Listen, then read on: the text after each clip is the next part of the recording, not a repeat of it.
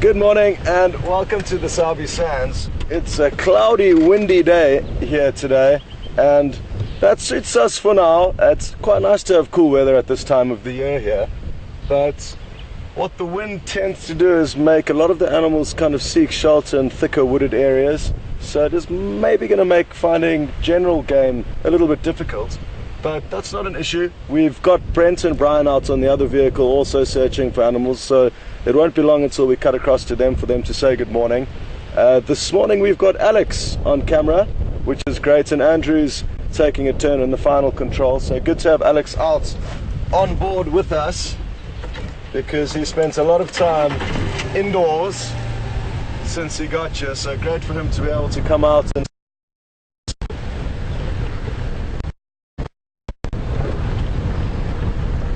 Brent's heading up to the northern sections of Djuma where he's got a lucky feeling to potentially find some leopard, and myself and Alex are going to start off by heading straight to the hyena den sites and hopefully get a little bit of action there.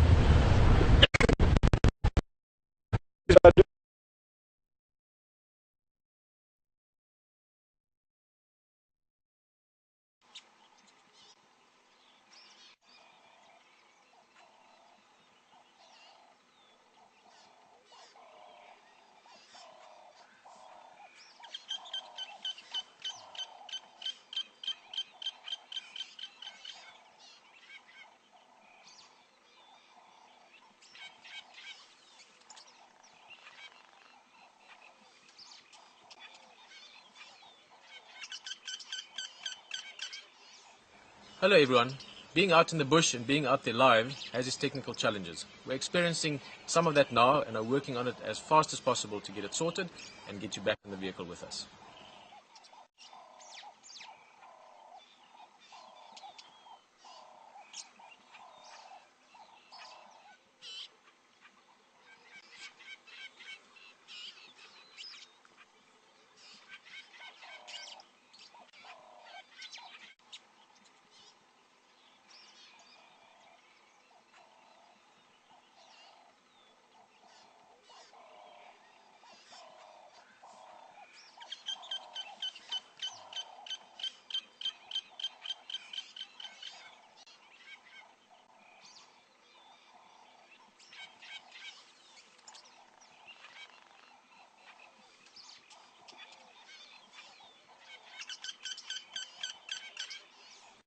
Hello everyone.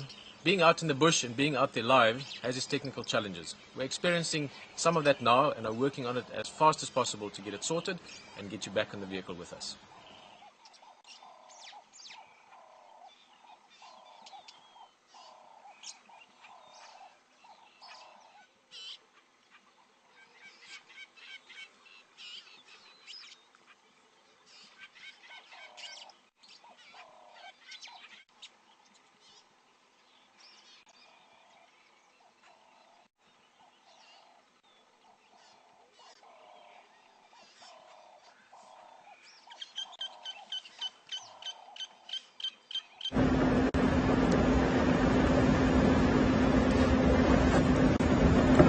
Morning guys, from a very windy and overcast Djuma private game reserve in the Sabi Sands.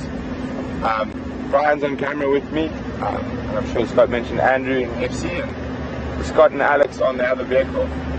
At the moment we're heading sort of northeast. We're just trying to find some tracks or any sign of what's been moving during the night. It is going to be a bit of a challenging morning with this weather, but the one nice thing about this weather is your predators do move around much longer than they would if it was a hot and sunny day. So in that respect it's a good thing. So we're heading towards the Bovelshoek boundary. We're then going to cut sort of almost due north and then come west again. We're checking these drainage lines and some of the sodic soil sites that have got short grass, so there's always going to be lots of impala and inyala around there, and that's always a good place to start looking for predators where there's something to eat. Other than that, we'll just see what we find.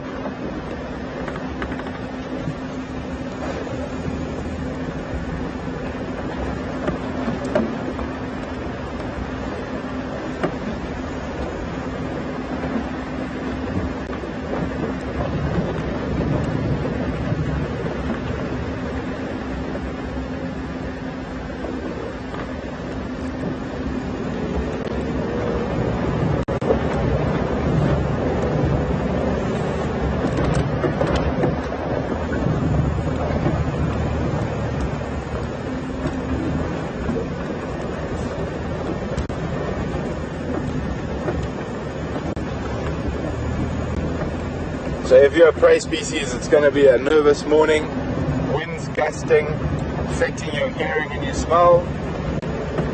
If you're a predator, you're going to be quite happy. Makes hunting a bit easier.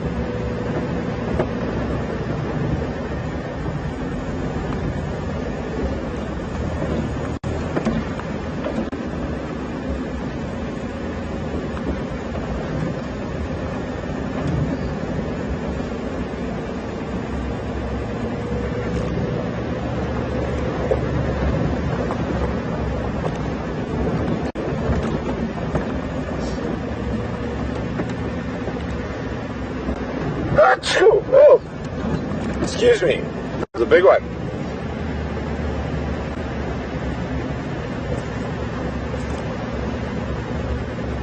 And I notice, if you guys can hear, there's almost zero bird life calling at the moment. Oh, excuse me. Fortunately, when I start seizing, it's normally in about 8 before I'm going to stop, so you're just going to have to bear with me till the end of it.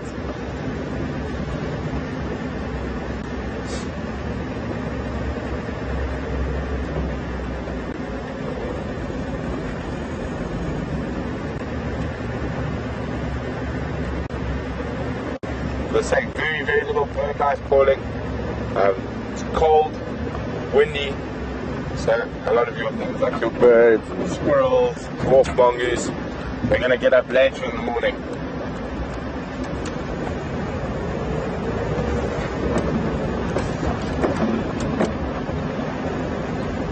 If you guys have any questions for us, remember hashtag at Safari Live on Twitter, or questions at WildEarthTV.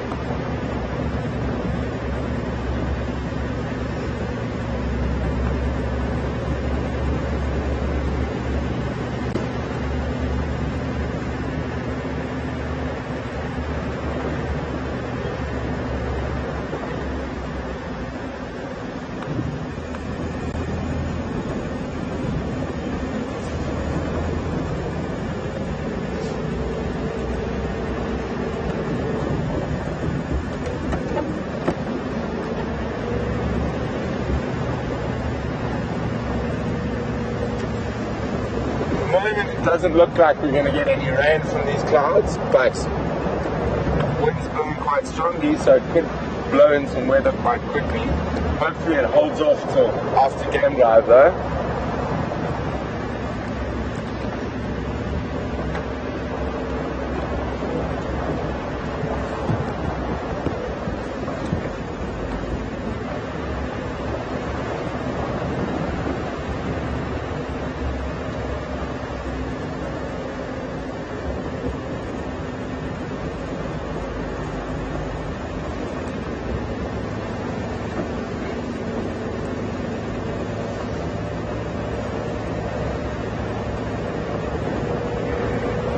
Good morning, Doug, from Connecticut. Welcome on Drive on this windy morning.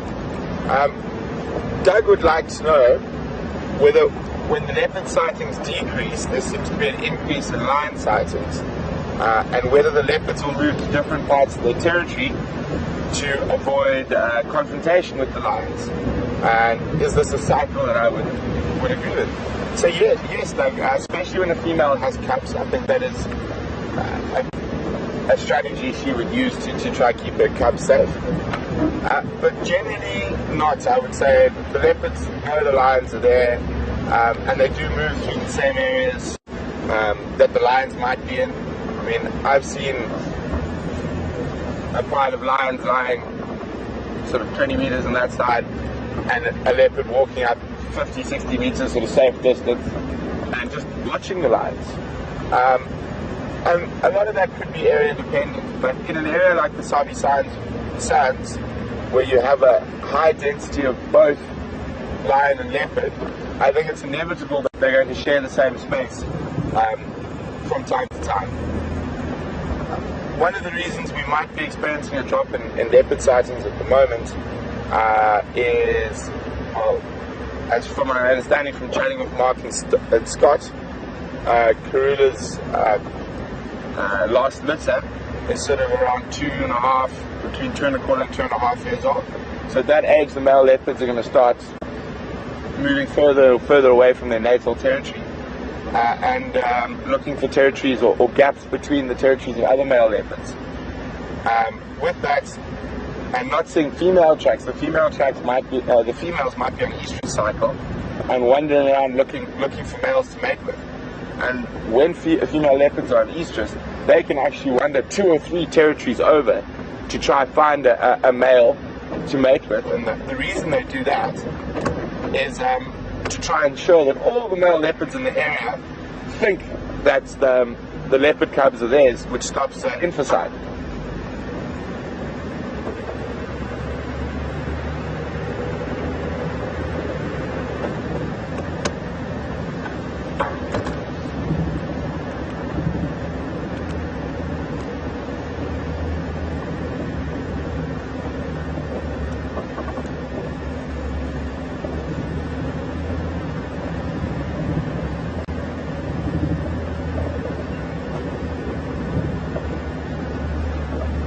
Good morning, Brenda from Washington.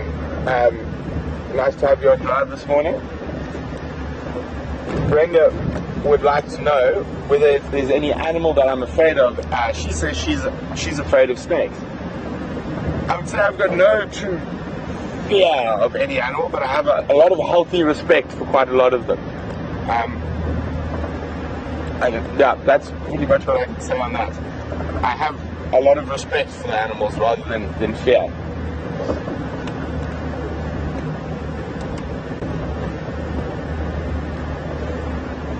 What do you respect the most? Which animal do I respect the most? Probably elephants.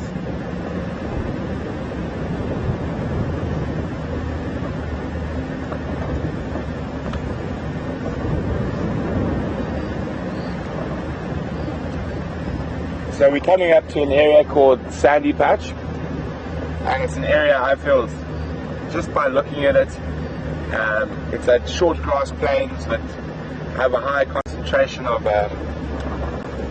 prey species normally, so it's always a good spot to start looking for predators.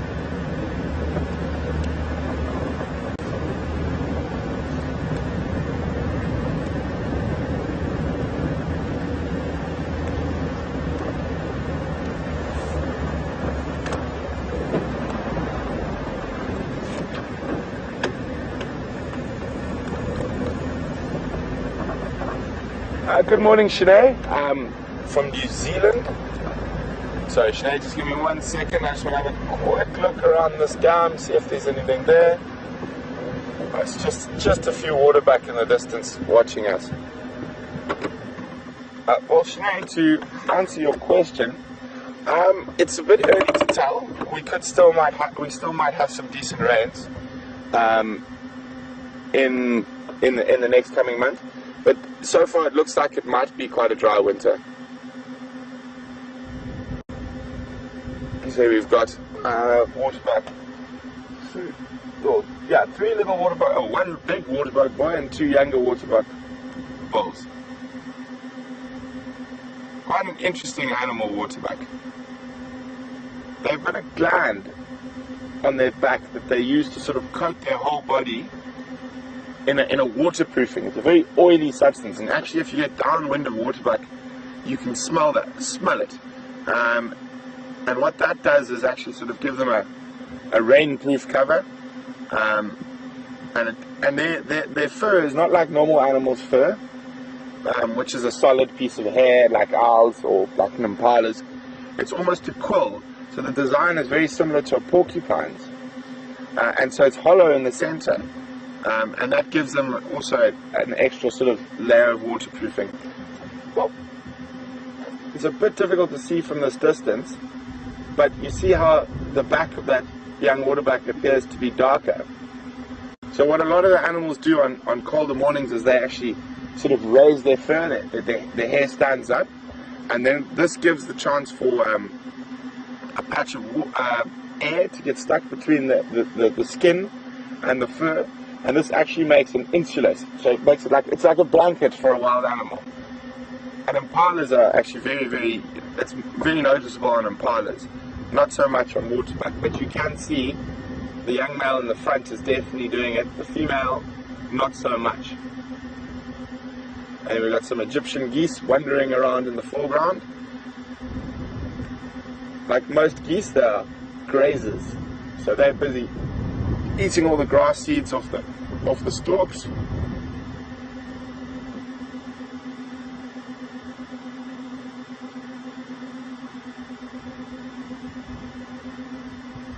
Okay, let's head back down the Sandy Patch Road and see if we find any tracks.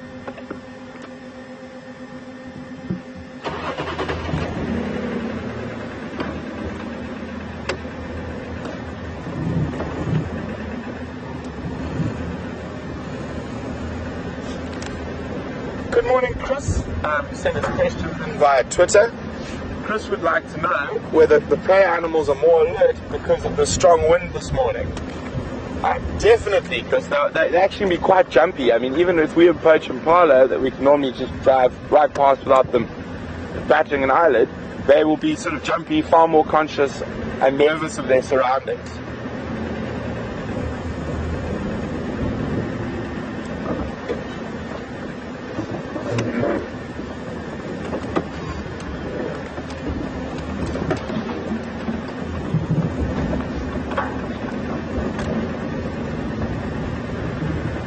So the plan is now we're going to check all these roads in this area. So we've come in from Gallagher Shortcut just above Djuma Camp, and we've come down Buffalo's Hook. We're going to go down Sandy Patch. If we find nothing here, we're going to check Aubrey's Road, and then if we have no tracks after checking all the roads in the area, we're going to go try a different area. And hopefully while we're trying here, I know Scott's looking in the west, and hopefully he might find some tracks as well, which will make, as I said, the joy of having two vehicles.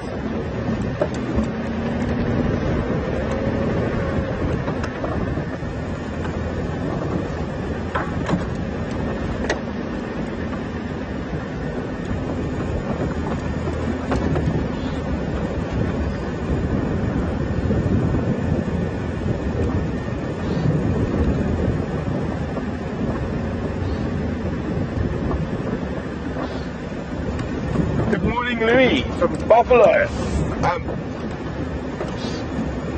Louis would like to know, well, during last night's fireside chat, the topic of reintroduction of animals into areas came up, and he would like to know whether there are territorial conflicts and complications from reintroducing new animals. Most definitely, Louis, you've got to be very, very careful in what areas you reintroduce. So for example, when we're talking about where my father was involved in when I was a child, we reintroduced lions, but there were none there, so we didn't have the problem. There were leopards, even though we didn't see them because they were very skittish from hunting and persecution, we did not reintroduce any more leopards because there was already a present leopard population, and all you would be doing by reintroducing other leopards is putting them into a 110% definite territorial dispute. With your prey species, sort of your hala, eland, kudu and whatnot, it's slightly easier because, well, kudu and the nyala are not territorial. They'll only really fight over females when there's a female estrus, and impala only territorial for parts of the year. So it is, you have to be very careful where and what you reintroduce, definitely.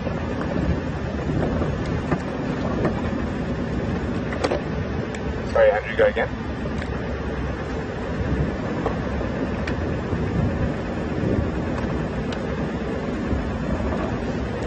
ahead, Scotty.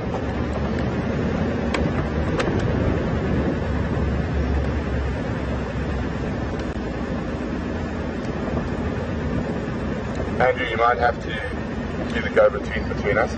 It's way too far for us to get to tow it.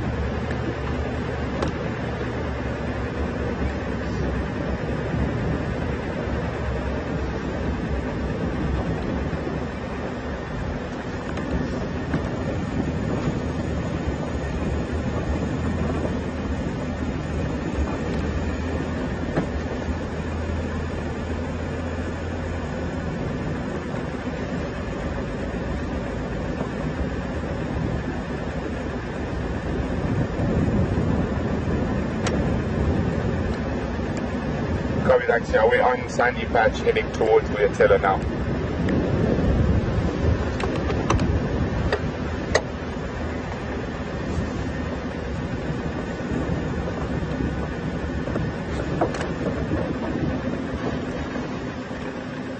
Got the male leopard. Oh. Give me a second, guys, I'm just gonna... I'll just scan that one.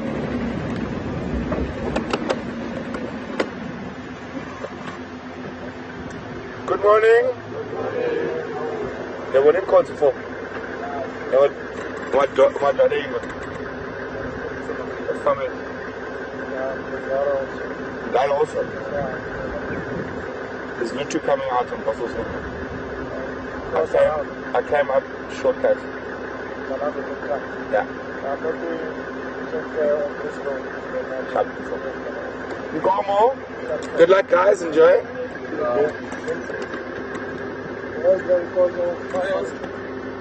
There was, but it's, I don't know if it's autumn conzo. You see I pulled off there. But with the wind, it's difficult this morning.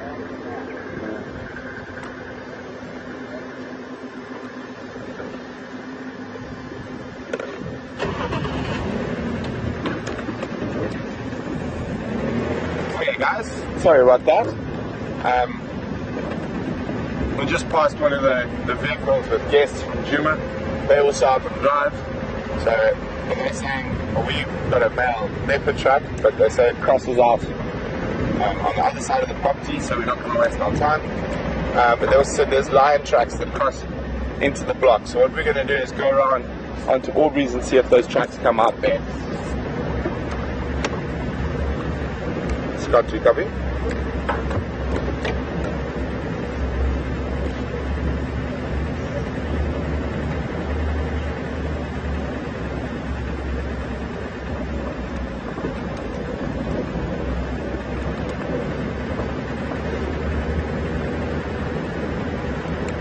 I'm reading spot 105, you're going to have to move over to the left.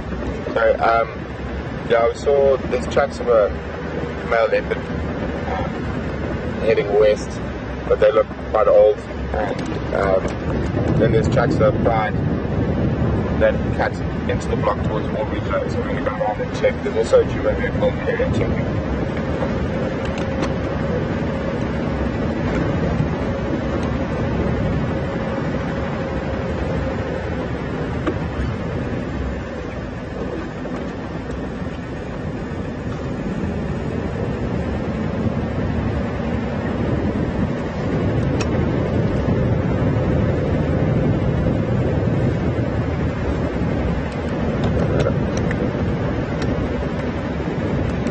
Leopard tracks heading west, lion tracks heading east, both off Sandy Patch. We're just going to check Aubrey's quickly for the lions. The tracks for the lions are quite a bit fresh, more fresh than the leopard.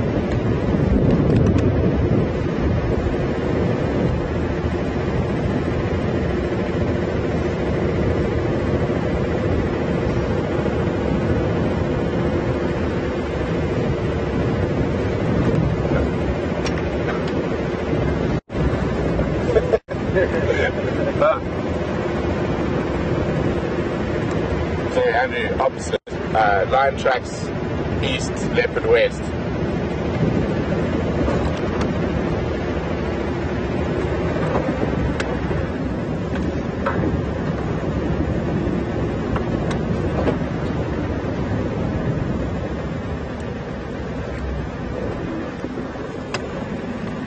sorry about that, guys. Just doing a bit of...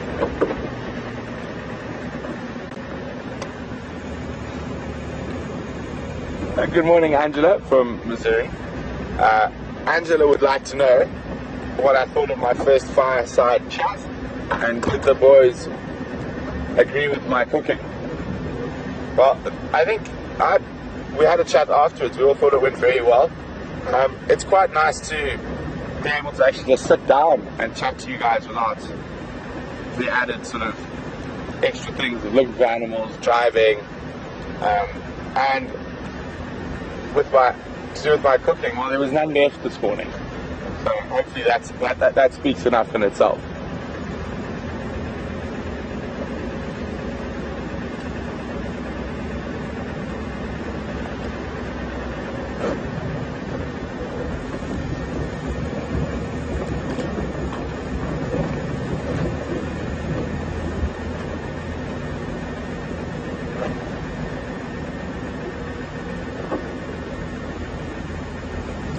There's a lot of elephant tracks on the road here. Hopefully they haven't walked across the lions.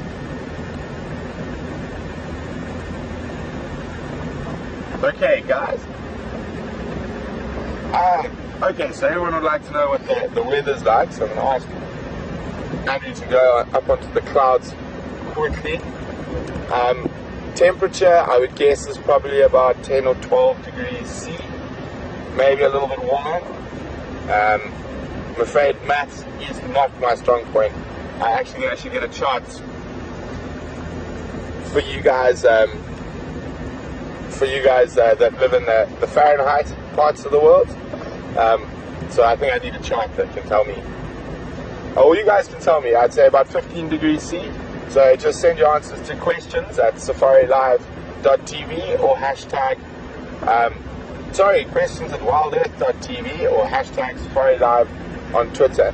And who can tell me what about 15 degrees C is in Fahrenheit? Other than that, the wind is gusty. It can be quite strong. As you can probably see by my hair, every now and then it sort of takes off from that. And the grass is blowing quite a lot, which also makes hearing quite difficult.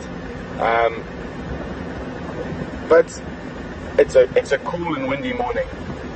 Looks like the clouds have risen a bit, so we don't think it's going to rain, but I don't see this cloud breaking up anytime too soon.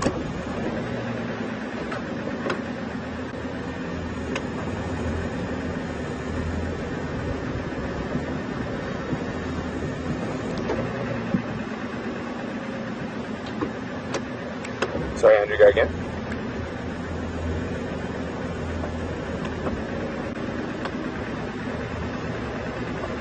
Copy, thanks very much.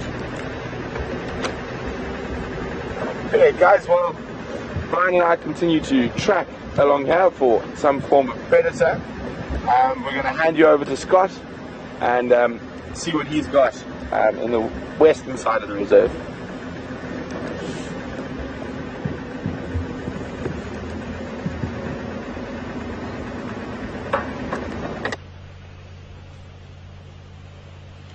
Welcome back, and Alex and I have finally found some animals to look at. It's been how long now? Half an hour, and this is the first mammal that we've seen. Thankfully there's a lot of them. They're all bundled up quite close together, and as I mentioned briefly earlier this morning, in this windy weather a lot of the mammals will take shelter where they can, and may make finding them difficult, but it is a great opportunity to spend some time with these impala, because it's very easy to overlook them and take them for granted out here. They are the most numerous antelope in this area.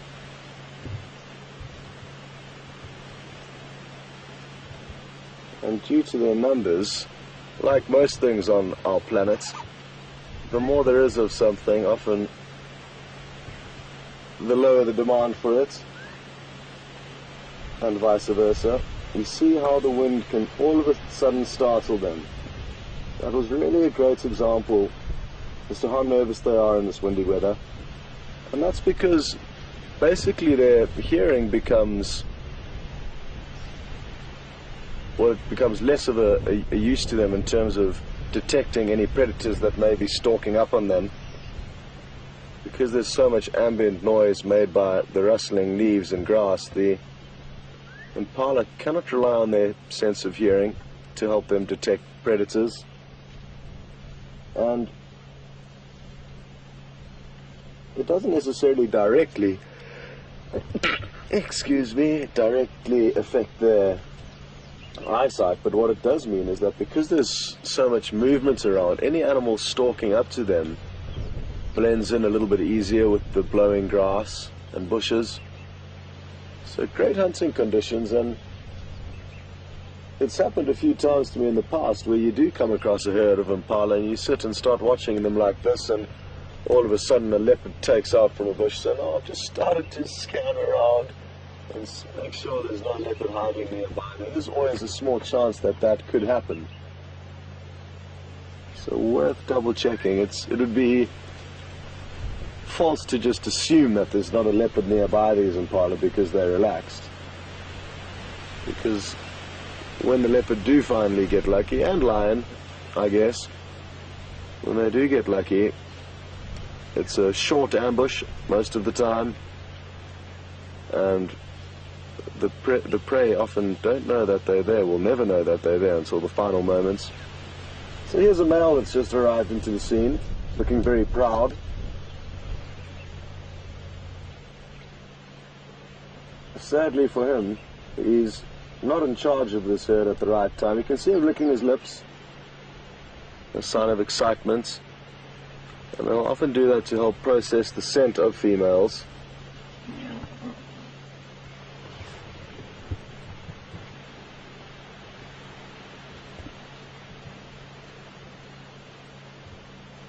But as I said, it's not the right time of year for him to be here in charge of them. It's a false sense of hierarchy that he has achieved, because it's not the rutting season. It'll be a couple more months before the males start battling it out for the females, and only at such a point would it actually mean anything to be associated with this herd. The females won't be complaining now though, because he's not being too much of a nuisance, and if anything, it's just a few extra eyes and ears to help keep an eye out for any threats. You can see the horns of this young male here just beginning to protrude. So all of the youngsters that you see in this herd would have been born anywhere from kind of mid-November to mid-December was the bulk of the impala births.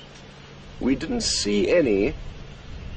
We got to see a lot of wildebeest births, 5 in total, live on camera. But the impala we didn't manage to capture. And that's potentially because the impala separate themselves from the herd to give birth, and often go into thick undergrowth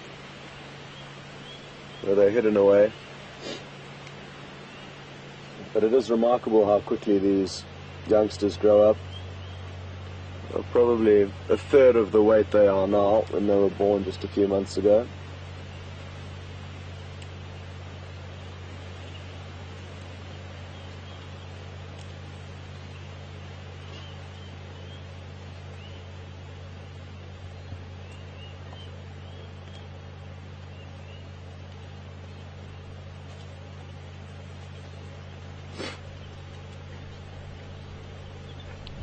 Dara in Ohio, good morning and welcome on board this Safari Live morning drive. Now, Dara's asking whether when predators come across a herd of antelope or any prey, do they single out an individual or do they just charge in hoping for the best? And Dara, it depends on the individual predator that we're talking about. Animals like leopard and lion are quite calculated in their hunting techniques, as well as cheetah to a degree, whereas wild dogs less so. So it does depend on the species they're hunting, but certainly yes, they will try and single out excuse me, sorry impala, they will try and single out any weak links or youngsters. Well, weak links could come in the form of a very small newborn or a very old female or a heavily pregnant female, or obviously any injured animals. So they will certainly try and like I say, what is the word I'm looking for? Apologies, I've just hit a blank, Dara. But they will try and single out prey where they can, but in the same breath they'll take whatever opportunity is easiest. Now, you could imagine a leopard stalking up to these impala. You can see the impala are moving, so there's a chance that impala may move itself closer to the leopard without the leopard having to move. Therefore, that specific impala may become the best targets. Whereas wild dog, for example, they've got more of a charge in and see what happens approach, at least with the wild dog that I've seen hunting in this area. Because the vegetation's thick, they often come around a corner and are presented with a few different prey species, of which the pack will then split up and chase whichever one they feel they might get lucky with, so it's less organized.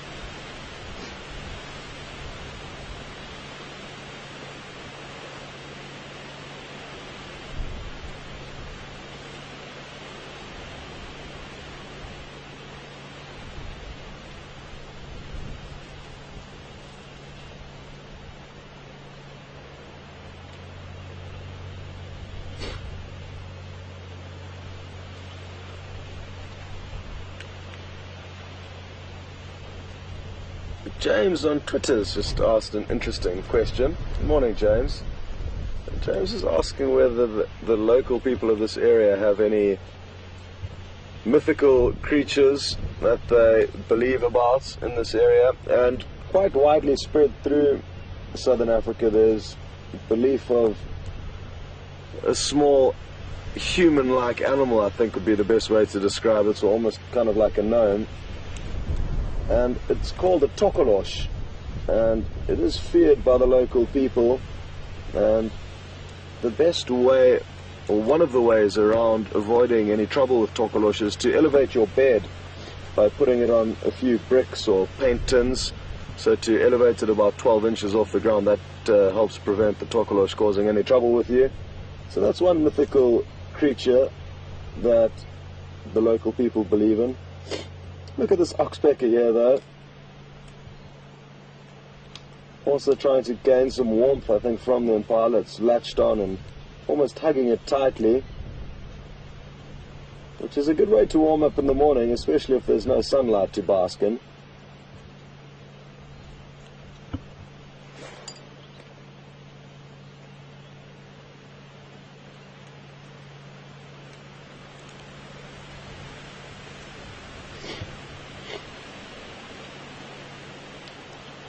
Calvin in Boston. Well, this oxpecker is just for your question.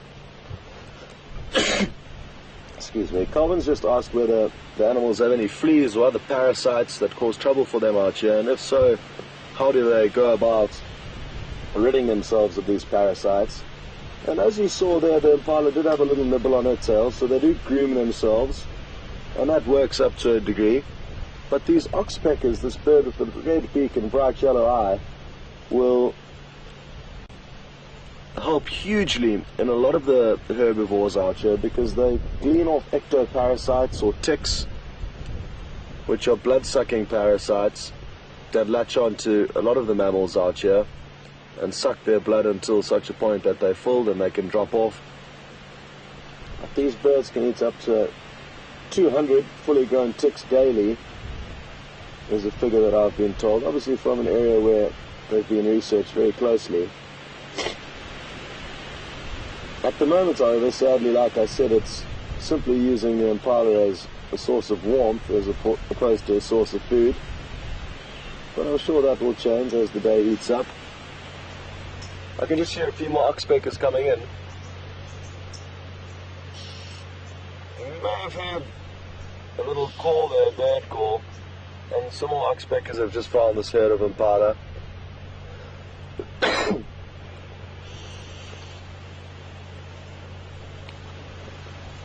You see how the male's rubbing his head against these little bushes there, that's a sign of scent marking or form of scent marking. They've got scent glands just below their eyes, and by rubbing their head on a bush like that, it would be a signal to other males that this is his turf, and with this turf comes these females. That's typically how it works with the male impala. They'll try and get the most highly sought after piece of land, and that way the females will naturally gravitate towards it, and they can then defend that patch of land.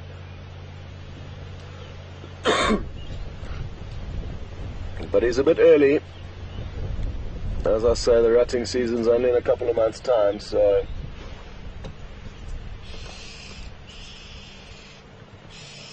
you can hear the oxpeckers calling.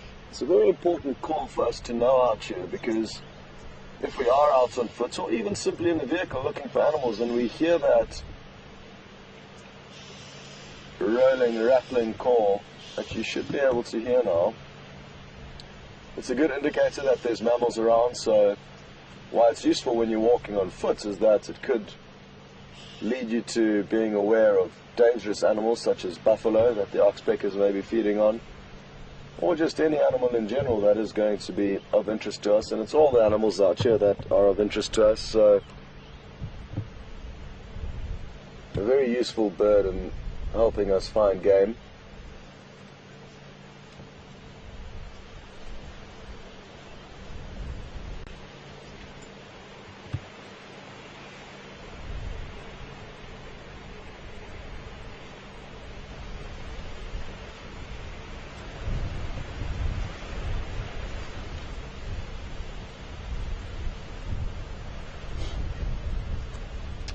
Got a question through from Ellen in New York. Good morning, Ellen, and welcome on board.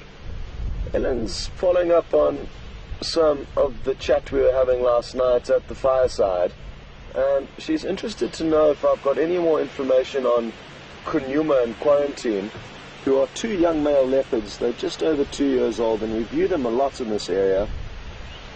I got a report that they'd been seen feeding on a kill together, which is quite unique because they are now getting quite old, and they'll be less and less inclined to feed on the same kills or share kills. They'll compete more aggressively with one another as months go on. But Ellen, sadly I don't have any more information on that. The only information I had was not yesterday but the day before. I got an update from one of the guides that the Nkuhuma and Quarantine had finished feeding on a kill just to the south of us. Sadly, it is difficult to know exactly where it was because he was a bit vague, but he did say that he had a feeling that they may be heading back onto Djuma, and I also had the same feeling because this is their home where they grew up. Excuse me, where they grew up, and will be inclined to spend more time here but slowly expand their territory up until the point where they may not be seen here anymore in years to come. But we're not at that stage yet, and I'm certainly hoping to get some more great viewing of them. And that is myself and Alex's plan this morning. We are heading towards our southern boundary, two areas where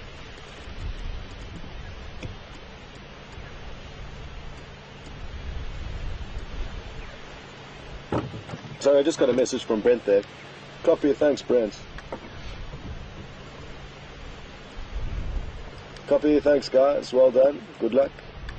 So Brent's still got some lion tracks, and he's focusing on following those lion tracks. And he's made his way quite far, which means he's doing a good job on the tracking front because he's moving quickly. And we'll leave him to focus on trying to find those lion, while we now leave the impala and begin our focus on looking for some leopard. So, as I was saying, Ellen, sadly that's all the information I've got for you. But I'm hoping that what's going to happen is, sooner rather than later, we're going to find either one of those two and get to find some more tales and adventures of our own.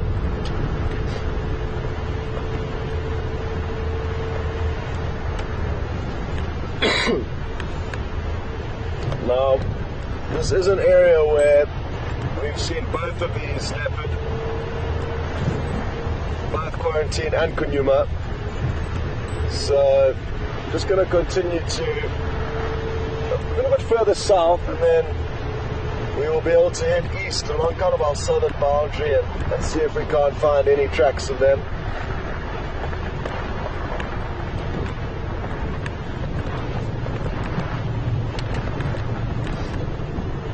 I'm hoping Brent gets lucky with the lion tracks. He's made really good ground in terms of where the tracks were initially found.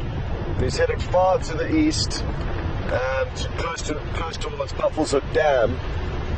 And the only problem is that I may fear he will encounter is that it's very close to our boundary where he is. So unless the lions slow down. Can you see the kingfisher here, Alex? Just ahead. So the other good thing about this cold weather is that the birds seem to be less inclined to fly off. Now, this is the closest I've been able to share a woodlands kingfisher view with you. It could also be that it's a juvenile. Now, if you look at its beak, you'll notice there's a little bit of black on the tip of the beak, and that is indicative, I believe, of a youngster. So what we can assume is that sometimes the youngsters are more forgiving and understanding of us. So this is one of the newborns, and I do have my book out where it's got a great example where it does show the beak. So I'll just wait until we're done here, and then I'll be able to show you the difference between an immature woodlands kingfisher's beak and an adult's. But before it does fly off, if it does, have a look at how the top mandible of that beak is blackened in color, and even the base of the lower mandible is fairly reddish, so that beak will transform into a completely black bottom and excuse me, red top.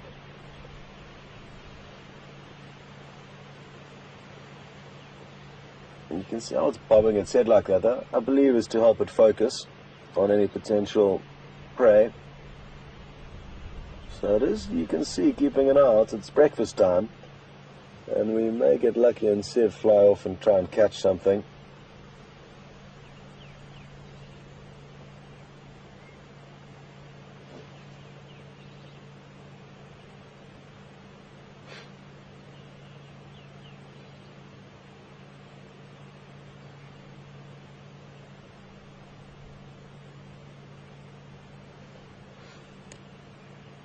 Sadly, they're only going to be here for a few more months, probably heading off any time in April, further north up into Africa. And it's something that really fascinates me, these migratory birds. I mean, the intra-African migrants, so they don't leave Africa, still cover huge distances and see incredible places along the way. But it's the Palearctic migrants that make it all the way to Europe and Asia that really fascinate me. A lot of the time, especially, you would assume that it's the bigger birds with large wingspans designed for... Oh, there it goes. It hasn't made a kill there, I don't think. It was simply just deciding to fly about. But what I would like to show you is that in the book here, it's quite nice because it initially shows you all the different types of kingfishers, and you'll notice they're all brightly coloured and have slight variations in their coloration. But the woodlands kingfisher is the one on the bottom right here that we're looking at. It. You can actually see very well here how the mandible colour changes between the adult and the immature. So that will confirm that I wasn't talking nonsense, and it was a youngster. So, that's great, and glad we got to share that with you. And we will continue now on the search for the leopard.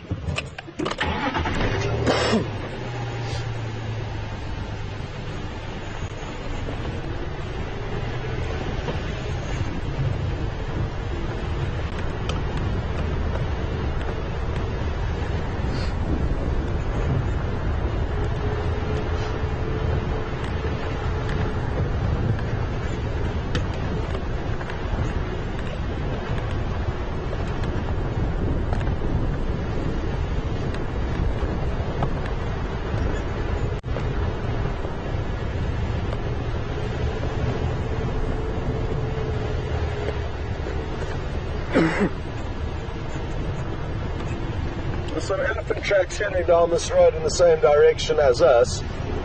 I would need to have a much more closer look to be able to establish how fresh they were exactly, but if they're heading in the same direction as us, we'll just continue and keep an eye out for them without having to really investigate the tracks too intensely.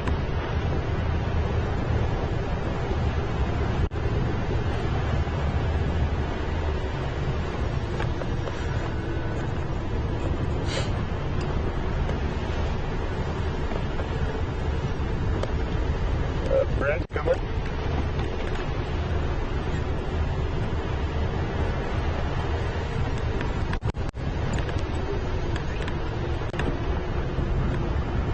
Andrew, could you please ask Brent what's taking him so long to find the line? It's important just to have a little bit of fun out here occasionally.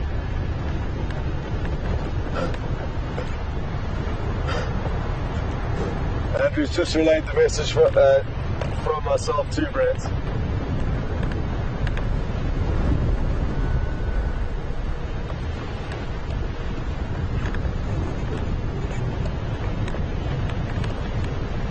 Copy.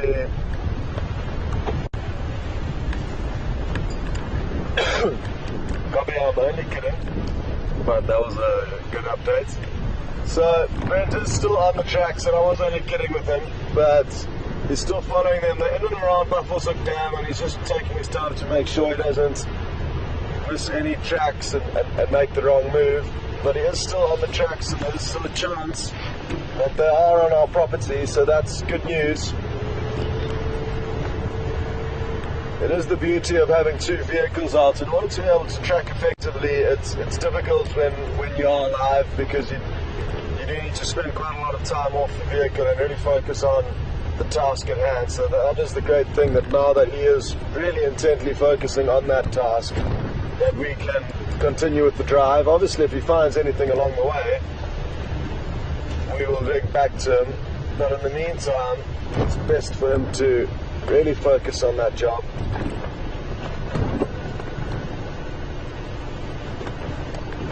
A lot more LE tracks here.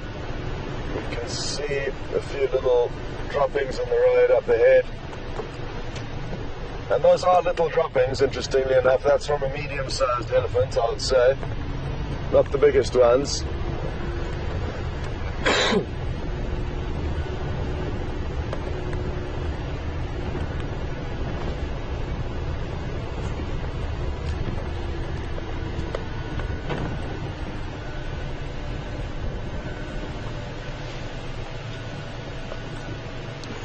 Just got a question through from Chris in Adelaide, Australia. Morning, Chris, and welcome on board Safari Live this morning. Chris is asking whether the wind will affect the elephant's nature, excuse me, and temperament. And potentially to a degree, yes it would, but I haven't noticed them becoming more hostile in windy weather. But due to the fact that the animals do feel a little bit nervous, they will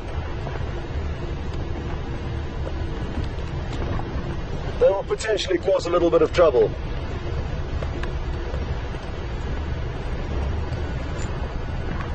Very, very well done. As soon as he's ready, I'm ready.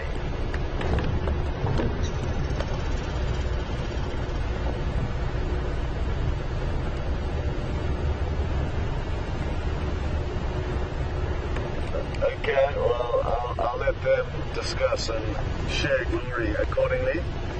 Are they in position? Things are looking good, folks. Well, Brent and Brian, I'm not sure who was the key member in their success, but they've had some success in the line tracking, so over to Brent and Brian.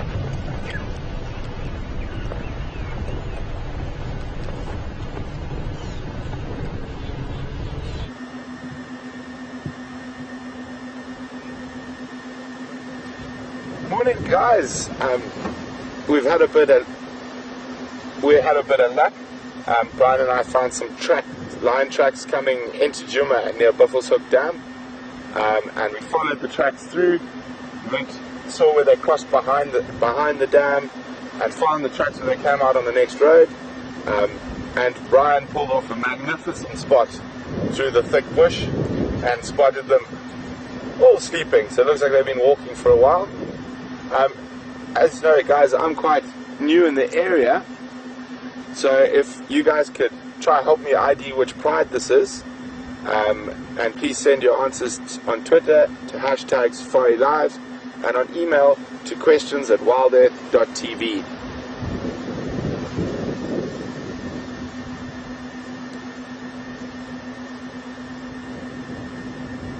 Smelly cats. I have a suspicion this could be the same pride we saw the other day, but as I said, being new in the area, I don't know the animals well enough.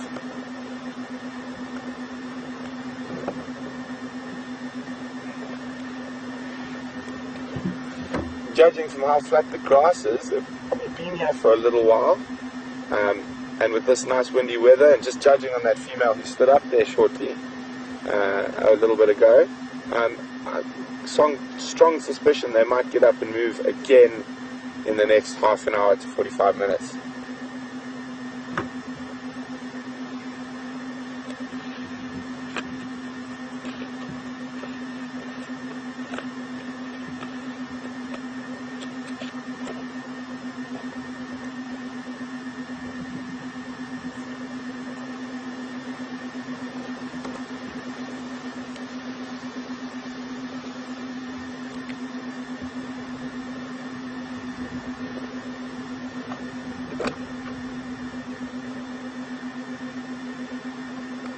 Laura, Ellen, Susie, Djuma, also Nkuhumas.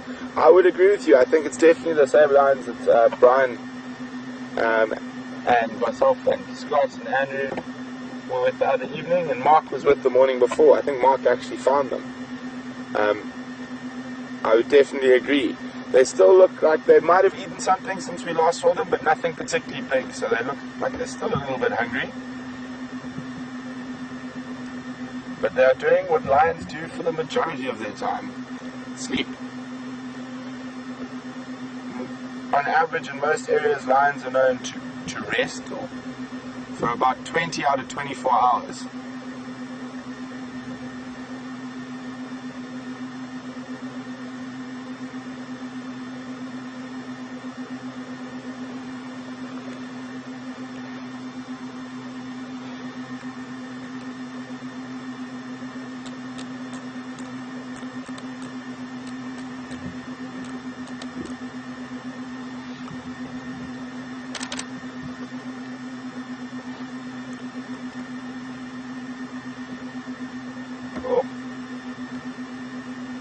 Having a bit of a groom.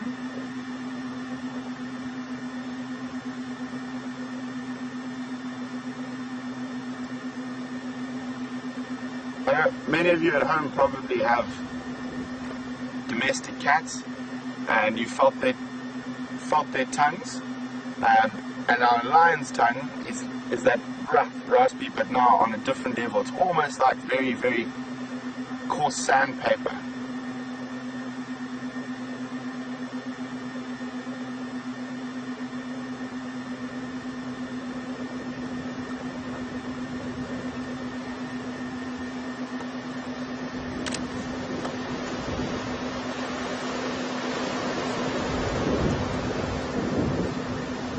Just a quick update on the baby hippo carcass. One of the reasons we wanted to check the dam this morning is in case lions or hyenas might have found the carcass. It doesn't look like these guys fed on a carcass recently, and we weren't able to find the carcass. So it's difficult for us to guess what happened to that baby hippo carcass.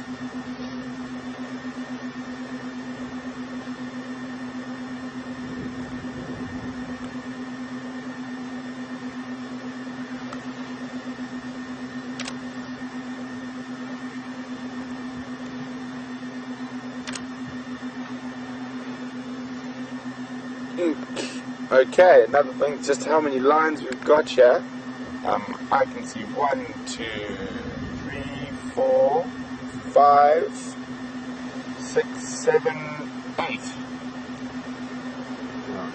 But do you know how many lines there should be in this pipe? Not too sure. Maybe that's another one back to you guys. Could you guys tell me? That's correct. Yeah. 7 lionesses and 1 young male. The young male is sort of, where I go slightly to the left of the female grooming. There we go. That's the young male with it sleeping with his bum towards us. And then probably the most difficult one to see, if we go left again a little bit, behind the little monkey orange plant, what we can see is just an ear sticking out there. And I'm quite sure that's the one Brian spotted, the most difficult one. Better believe it.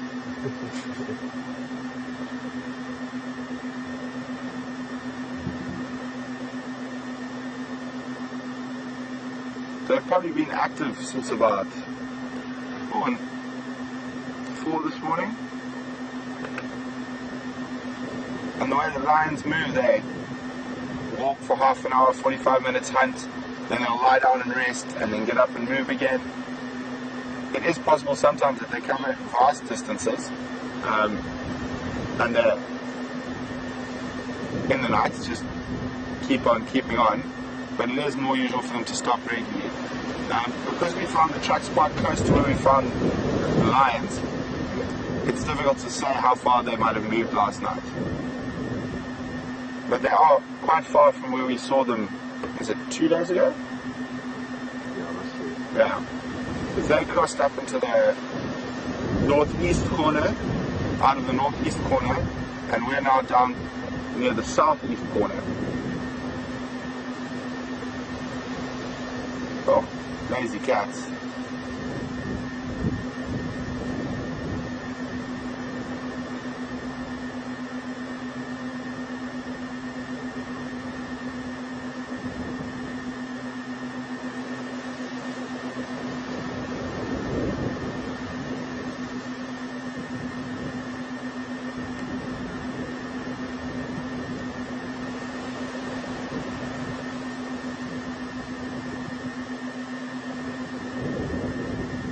There's always something really special about tracking and finding your own animals.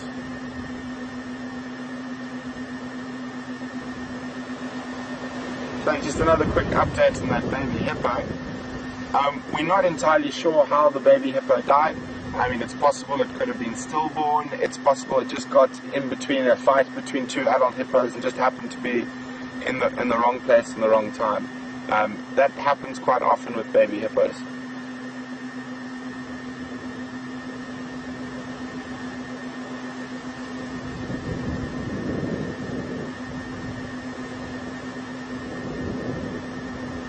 After guiding for quite a long time, I've always been far more partial to being able to track and find your own animals. So start in the beginning, follow the tracks, try to figure out where they're going, then sort of responding. And but maybe it's just my competitive nature.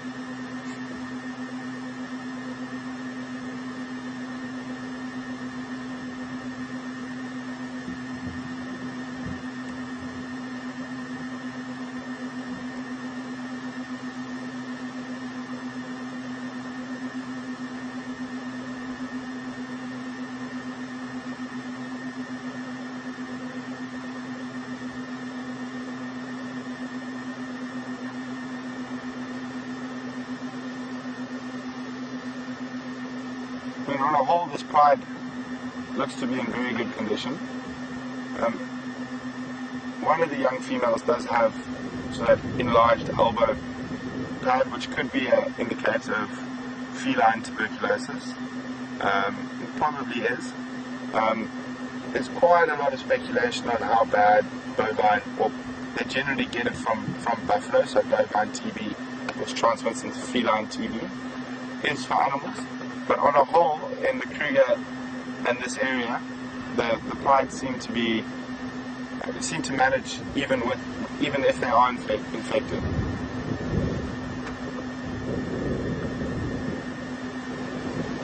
Sorry, Andrew, what was that?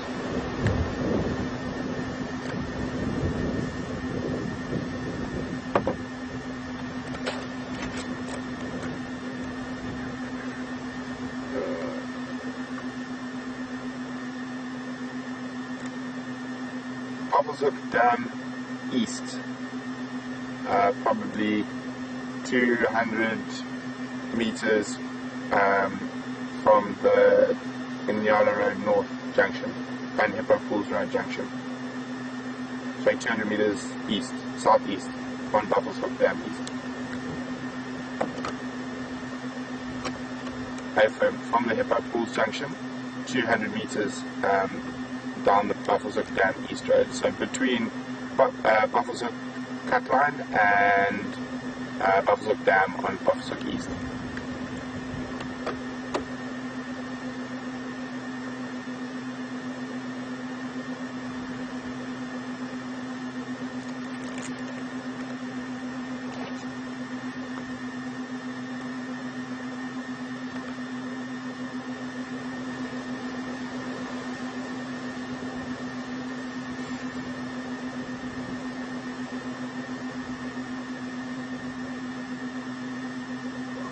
The one thing I'm sure the lions will be enjoying today is the lack of biting flies and other irritating flying insects that during the heat tend to land on their ears and feed off the blood, and specifically on the ears, like we saw that hyena yesterday. They get sometimes very, very badly bitten.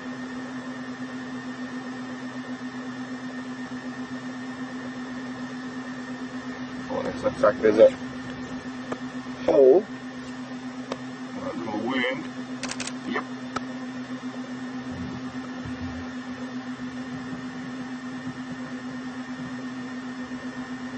Right, so just go onto that middle line, yes, onto a bum sheet. There we go.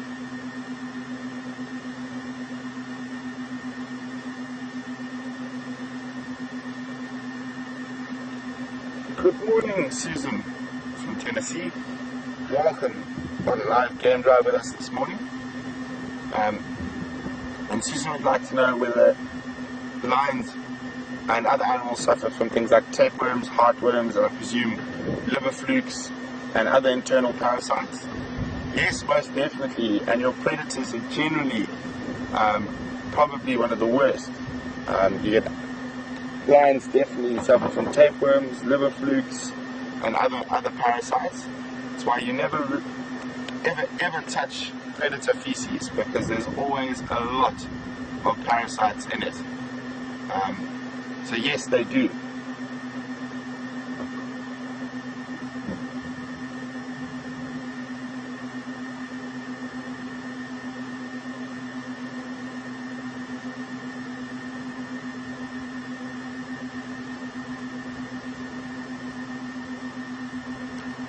Good morning, Joanne from Arizona. Joanne would like to know whether the Nkuhumas have fed since we last saw them. I would say yes, but I don't think they've fed on anything substantial. Maybe an impala or an inyala, maybe a warthog, something small, but they definitely haven't had a big meal. You can see their bellies aren't distended, and when lions have fed very well, they become very fat cats. And that's probably where the term for the politicians came from. A big fat lion after a big meal.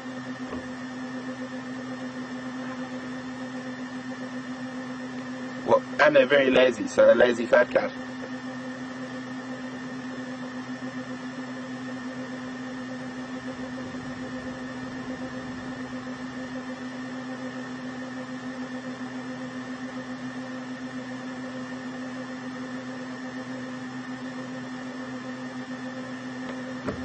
Good morning, Sandy in Texas. Thank you very much for your compliments and your support. Hopefully we can keep finding you animals.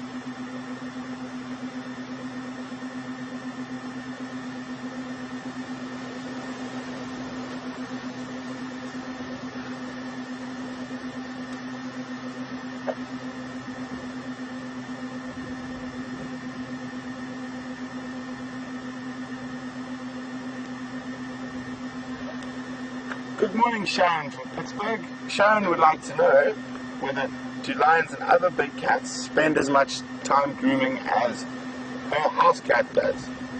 Yes, Sharon, they do. They spend a lot of time grooming. The one thing they'll do that your house cat doesn't, being a social cat, is they do a lot of allo grooming, which is grooming each other. And what that is very important for is confirming pride bonds and keeping the closeness of the pride as a unit, which is very important for the success of the pride in the long run. And that type of grooming particularly happens sort of as they wake up, start stretching before they go hunting.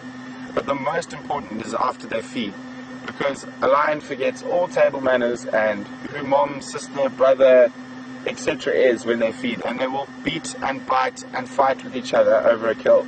So after the kill, they generally spend quite a lot of time cleaning each other and whatnot, just to reaffirm those pride bonds that might have been slightly damaged during a feeding frenzy.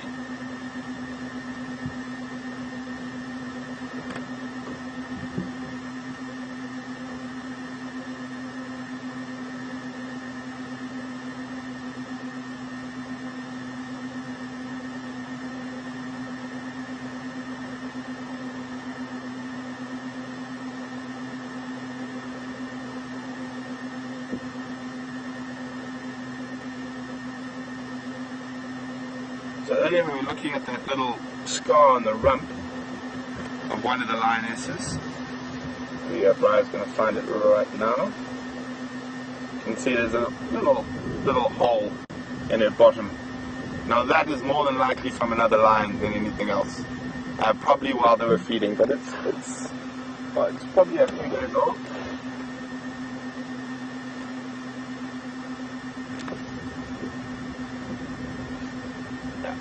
There you go.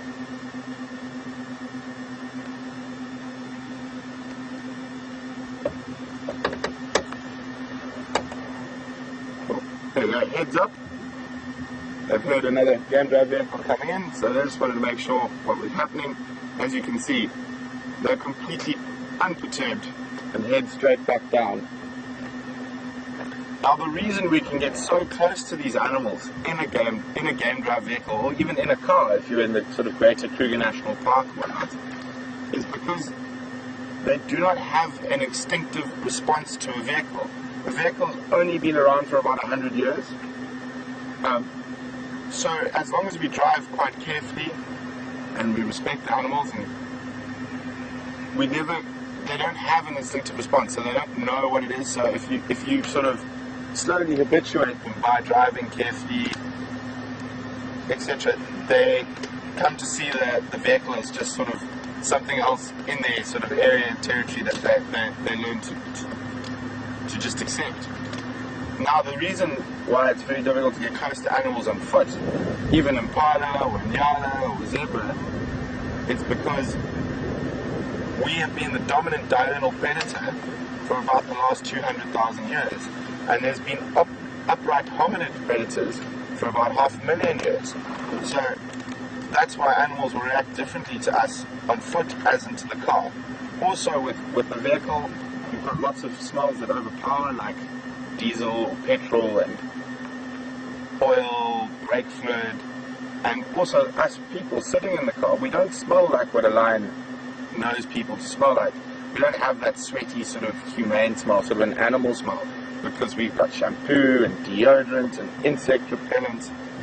So they don't actually recognize that there are people in the vehicle until someone stands up.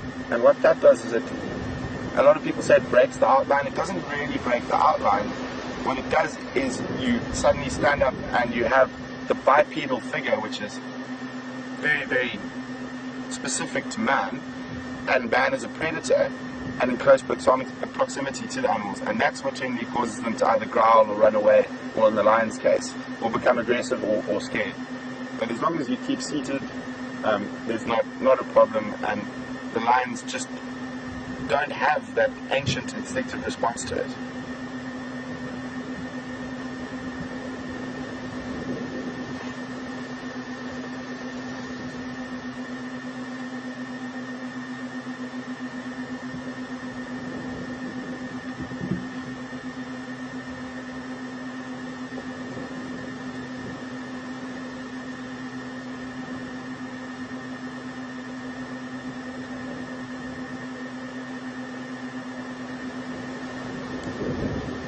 morning, Marco from New Jersey. Marco would like to know whether we've ever seen a maned lioness in the wild.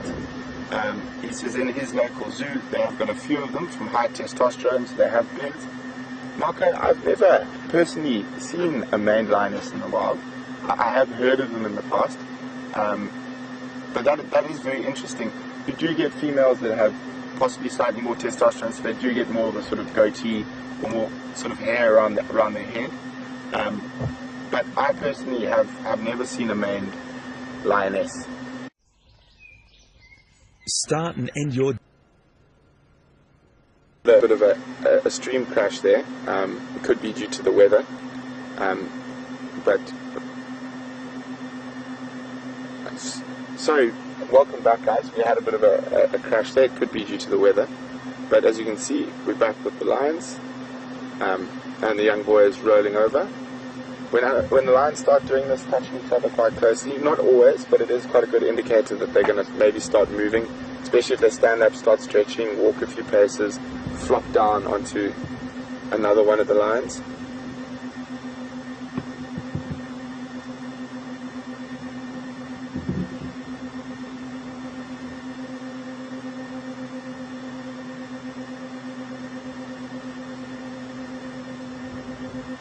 They're such magnificent and powerful animals.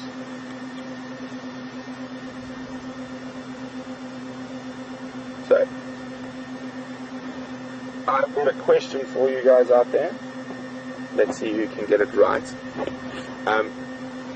How fast is a lion's top speed? Send your answers on Twitter to #SafariLive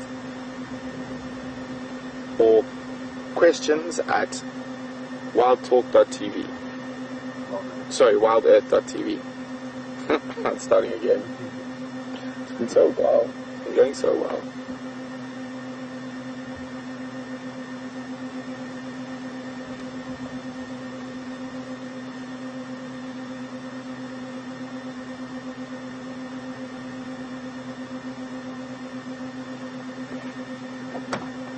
Copy, thanks.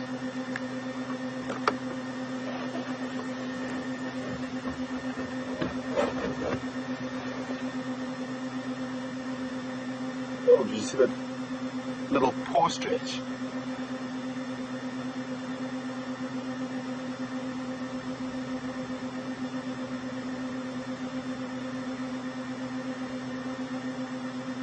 Morning, Kathy from Memphis.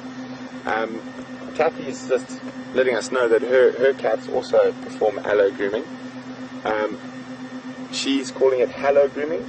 I might be wrong, but I'm pretty sure it's aloe grooming, beginning with an A.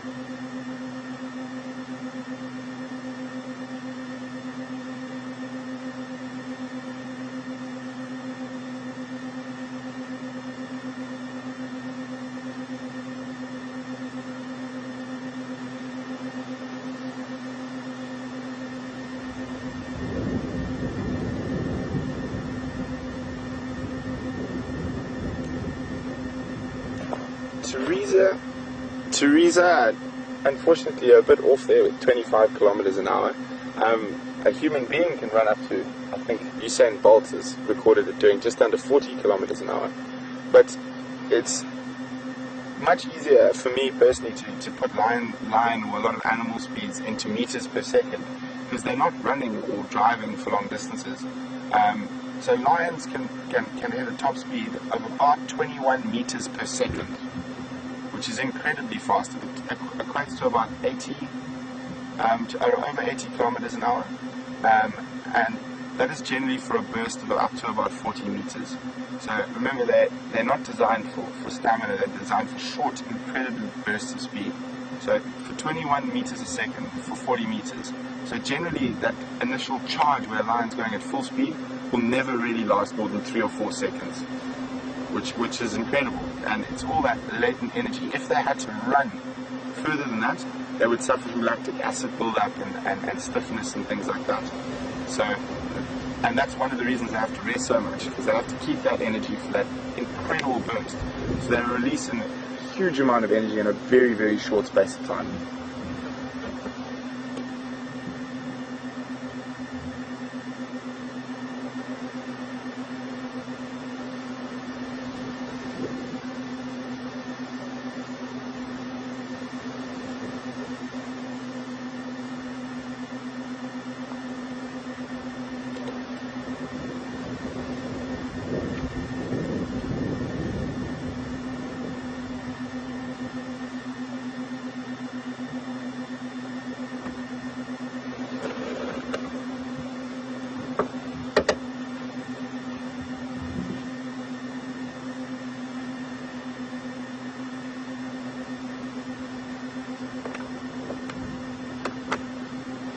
Okay guys, while the lions are flat cats, we're going to link across to Scott, who's found something, and we will, don't worry, we're not going to leave the lions. If they get up and move, we'll come straight back to them.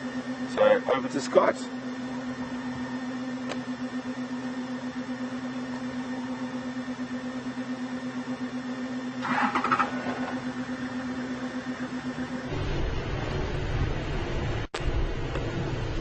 Welcome back.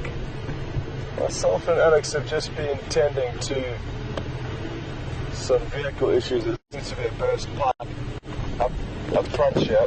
So we had stopped and we're having a look at the vehicle, and as we jump back in, I noticed a massive elephant bull standing watching us, and he's just around one of these corners here. It does smell like he is in must, sexually heightened stage that they get into. I can smell a really sweet smell indicating that he is in must, and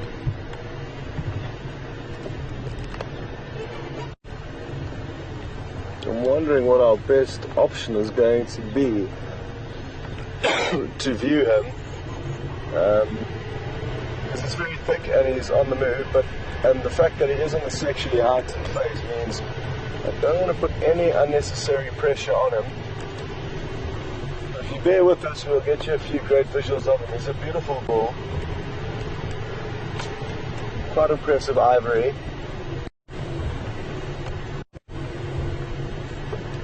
Just snuck off through this little gap.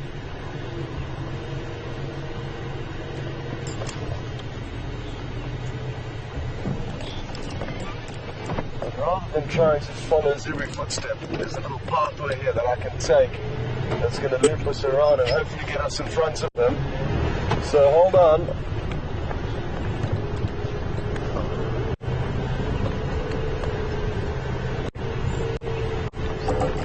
There we go.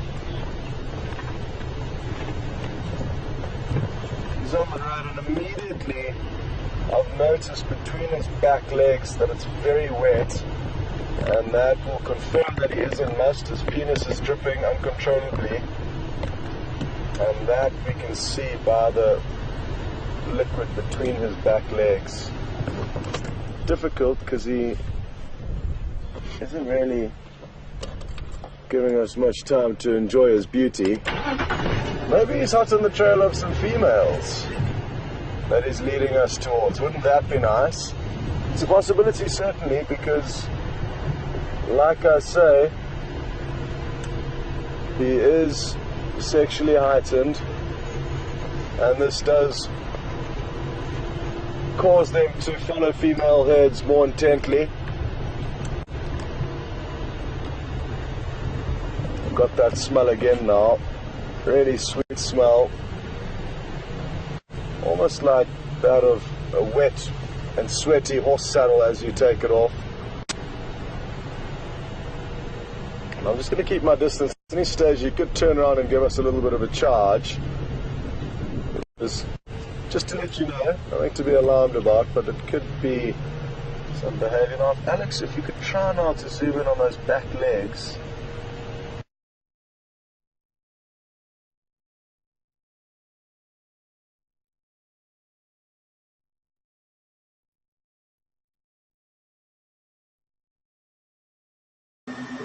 Welcome back guys. As you can see, the cats are still very flat. Don't think they've even rolled. Just one off. Oh. Hiding behind a monkey orange bush.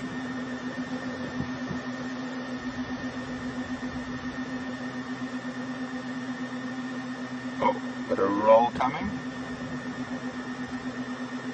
Oh, stretch and flop.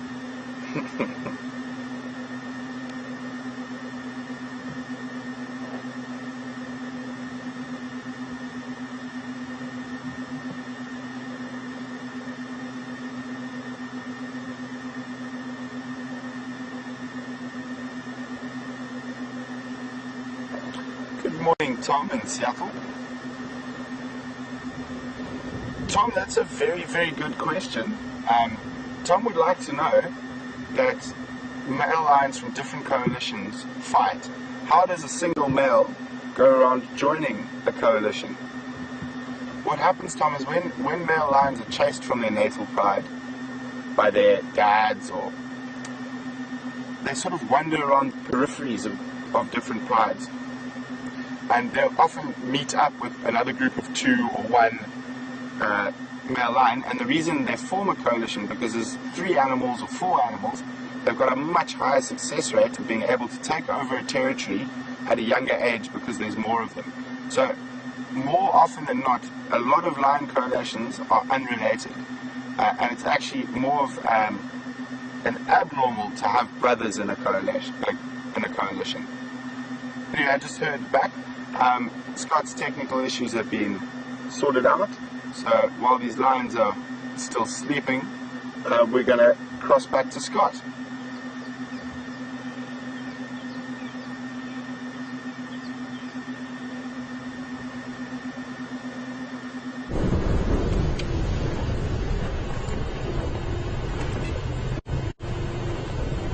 Welcome back, and apologies for that little delay in broadcast there, but great opportunity to swap over to Brent and see what he's up to with the lion. This elephant bull is really on a mission. He is moving at a very high speed, and sadly we haven't been able to link ahead of him, so apologies for not being able to show you his frontal half. But what we will try and do is show you that moisture between his back legs, the inside of his back legs, when we do get an opportunity, which we might now. There we go. You can just see that little bit of moisture there. Well done, Alex, on the swift camera work. And that's caused by his penis, which is continually dripping uncontrollably, like a broken tap almost. It's ridiculous how much liquid comes out. And the sweet smell we can smell. And I'm not sure if you heard, but kind of a similar smell to that of a sweaty horse saddle.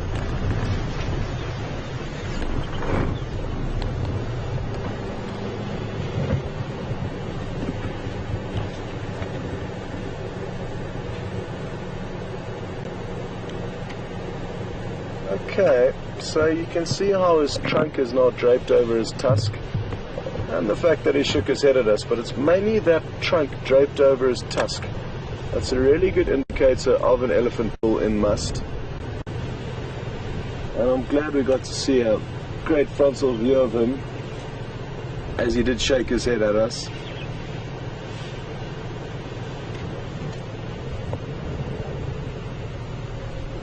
And due to that little bit of body language, we can read into quite simply he's not entirely happy with us. So we will keep our distance and maybe leave him now. We would not want to be on the receiving end on an attack from an elephant like that. He's a monster, and we know he's sexually heightened. He's given us a little warning head shake, the first one since we've seen him. And I think that therefore means it's a good time to leave him be and continue along this road, which is a road that we don't drive very often. It tends to not, well, it hasn't provided great sightings for us in the past, and typically don't see too much game along a road like this. That's not to say though that animals don't move down here. Of course they do, maybe not as often as we would like. But the kind of trap that you fall into is that because you get your favorite areas and favorite roads, you tend to often not drive certain roads like this one. And therefore actually don't know whether anything's going on the road because you're not there to check. So the elephant led us here, and we will now continue down the road, which was not on the plan for what we were doing, but I'm happy to let Mother Nature guide us in this direction for now.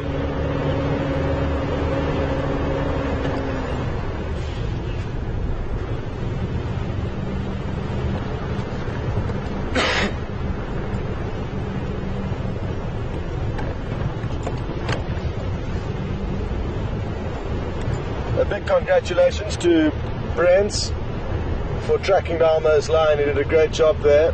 And also to Brian, who I believe aided in eventually spotting them, as I'm sure Brent would have told you. So well done to those two. That's great for not only this morning's drive, but also wonderful prospects for this evening's drive. So really, really good work there.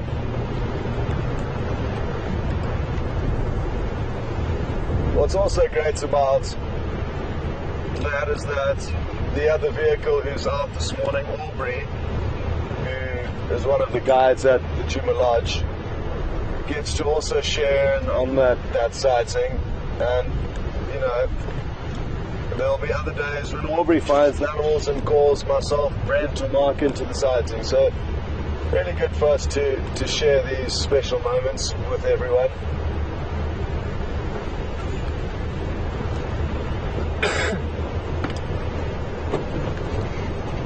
Well, would you believe it? The road of no animals has produced an elephant for us, possibly more than one. I don't think it's heard us or knows that we're here because of the wind. It's just got our attention. It looked like it could be a young bull. We might even be able to sneak in there. As you can see from Alex's camera work, it's very thick, but in that vegetation there is an elephant. I'm just going to try and get ahead of him slowly and then get us a little bit closer. I could be wrong, it could be a cow, but I will be able to confirm when we do get a little bit closer. But it does appear to be alone, which would be a good indicating factor that it is a bull as opposed to a cow, which would typically travel in a herd. Doesn't look like he's too interested in us. Well, again, that nature could have been because of the wind, and he's just run off into this thick vegetation that we sadly will not be able to follow him through. But at least we got a glimpse. And for those of you who are new, you will quickly realize that as often as we like to try and get into a good position and show you as much as we can, the animals often have a plan of their own. So it's just one of those things that we have to deal with, and it can be a little bit frustrating from time to time, but at the end of the day we do get lucky and actually completely spoiled out here in terms of the sightings we do get to share with you. It sometimes just isn't meant to be, as it was with this elephant bull, whereas the other elephant bull we had a great sighting of. So you win some, you lose some. Sorry, Andrew, go ahead.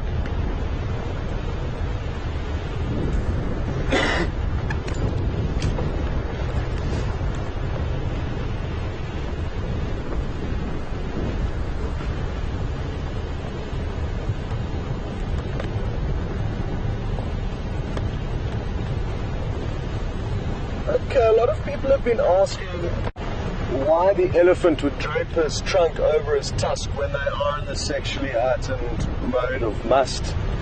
And that's a very good question. I'm not sure why it is that they do it, but it is a behavioral trait that is directly linked to elephants being in must.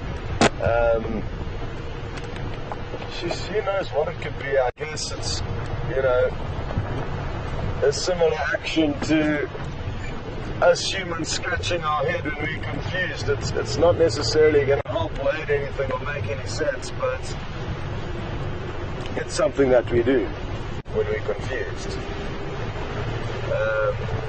Maybe that's not the best example, but it's an example nonetheless. It's got nothing to do with its sexual organs in any way, and that is really what's getting worked up in this testosterone heightened stage of must. So who knows why they do it, but I can assure you, when you see it happening, be warned that the elephant will strong likely be in must. It'll be interesting to ask Mark and Brent what their thoughts on the matter are. But like I said, to me it doesn't make any common sense to link the fact that something sexually heightened to wanting to drape its trunk over its tusk. It's hard to see where any link could be made there. But something worth chatting with Mark and Brent about, and I'll get back to you next time I'm on drive, or the next time they see an elephant bull in must. I'm sure the same thing will happen, and we can get to the bottom of it then.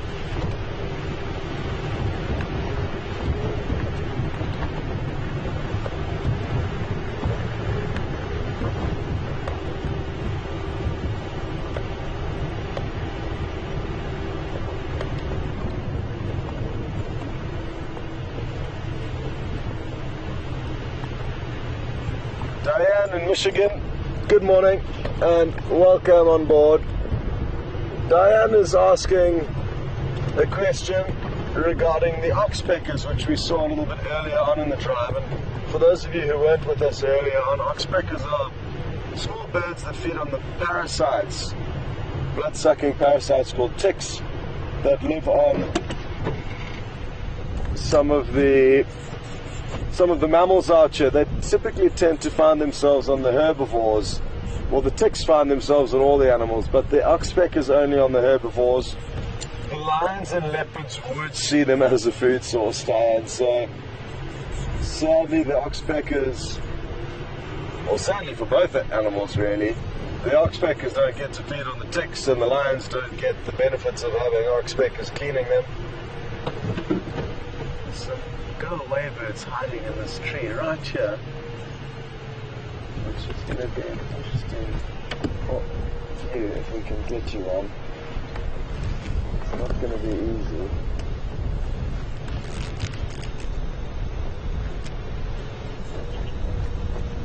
Oh, Alex has found a different one over there. But there are two right in the tree to our left that are hiding from the wind, and it was quite funny to see them all nestled in there. This other one that you can see at the top of the tree is braving the elements.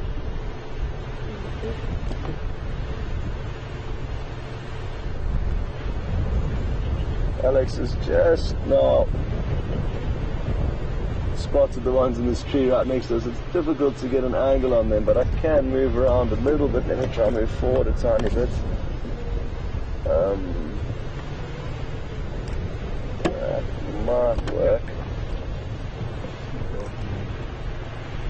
Either way, you get the message. They are really hidden in there, and an example of how a lot of the animals may be acting in this weather. So just for interest's sakes, I thought I'd show you them all bunkered down in their little knobthorn tree of protection from the elements.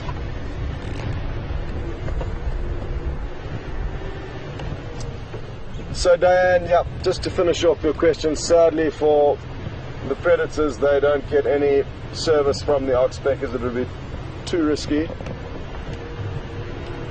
ahead, Andrew.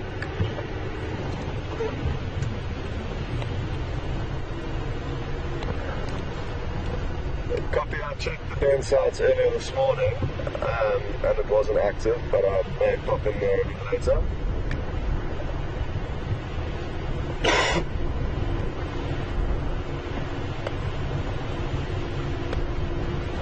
Copy, sounds good. There's a lot of interest being shown to the hyena den sites, and I understand why people would like to see it. I myself would also love to see the hyena den site. I've yet to see it active. So it is also something on my list of things to do. I did try this morning a little bit earlier and it was completely inactive. So it might be worth trying again later. But also what you do have to understand is it's a big area that we're working in, and it's not easy just to pop in everywhere every 2 minutes, because if we spend all our time at the hyena den site basically, then we're going to be missing out on showing you other animals and looking for other animals. So it is a balance between things, and we can't spend every drive stuck at the hyena den site. So we have tried it this morning, may try it again later depending on how things work out. But at this stage, Brent's quite far away from it with Lion, and I'm also quite far away with it. So, just to bear that in mind, please, that it is a big area and we can't always just pop in to the den sites. It's not as easy as it may seem. Cool. Well, let's go and see what Brent's up to with the Lion while I move this tree from the road. So, that's a good opportunity to go and see what he's up to. I'll catch up with you a little bit later.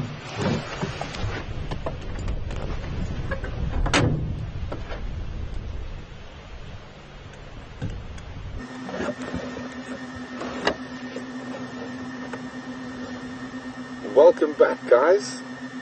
As you can see, it's still very much flat cat. Some in some interesting positions.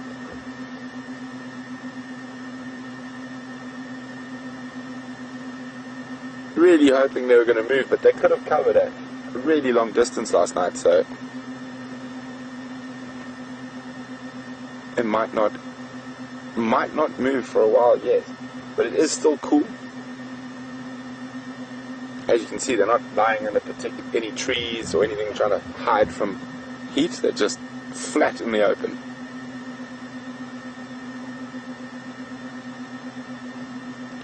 Remember, any questions, guys, on Twitter, #SafariLive, or questions at WildEarthTV.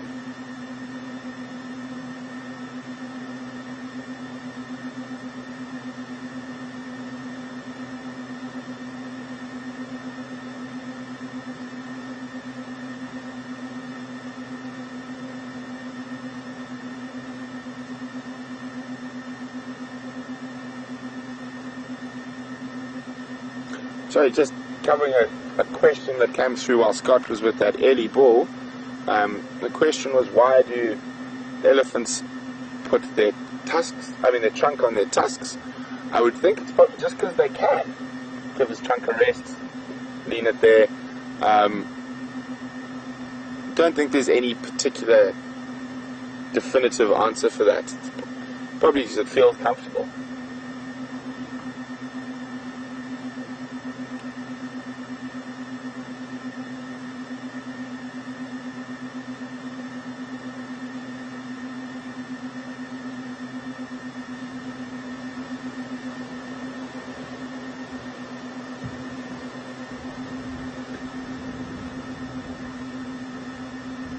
Everyone quite often thinks it'd be quite a nice, easy life to be a lion. Just lie around all day, catch a buffalo, nice. But not so much. I mean, the males have to spend an incredible amount of time marching around, defending the territory from other males.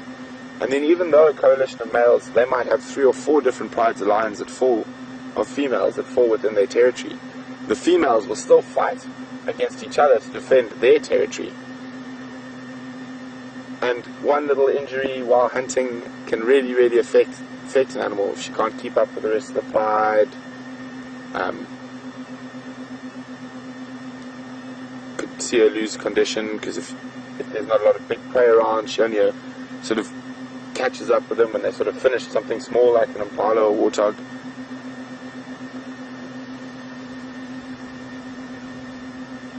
And even a one wrong move with an impala or a kudu can result in a serious injury for any of the predators.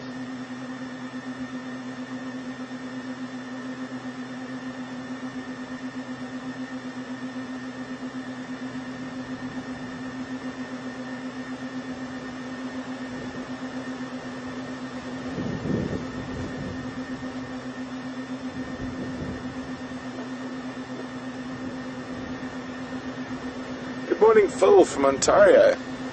Phil would like to know watch male lions, I knew when I worked in the Sabi Sands previously. Oh, there's a bit of action, bit of stretching. Oh, well, Phil, to answer, I was very lucky at the time. I was at Londolozi. There was the Mapocho. They were quite a famous coalition of male lions. There were 6 of them in total. And the center of their territory happened to be where I was working. And they were everywhere. And incredible animals to watch, because the coalition was so large. And even when they split, they'd often split into 3 each while they went on patrols. They killed a lot of large animals, giraffe, buffalo, hippo, even young elephant ones. And then other than that, we had a very old male, used to be with the pride, depending on where you were. Some people used to call them the Irefield pride, other people used to call them the Sparta pride, and he was the Shores male, but he was, by the time I arrived, he was by himself, but he was originally part of a coalition of 3, and they were all eventually killed by the Mapopo. And then way down to our south, there were the Salati lions, but they were very young while I was there. I did, on visits after that to Singita and other places, that I did see them, and that was a coalition of four males. And that's probably some of the best photographs I've ever taken of male lions were of the Mapocho and of the Shores males. Salati males.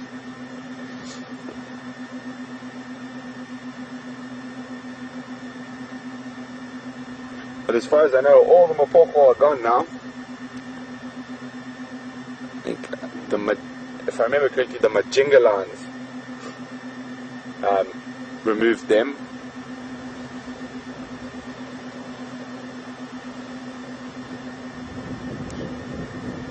And you really only get these very big coalitions of males where there's a lot of food.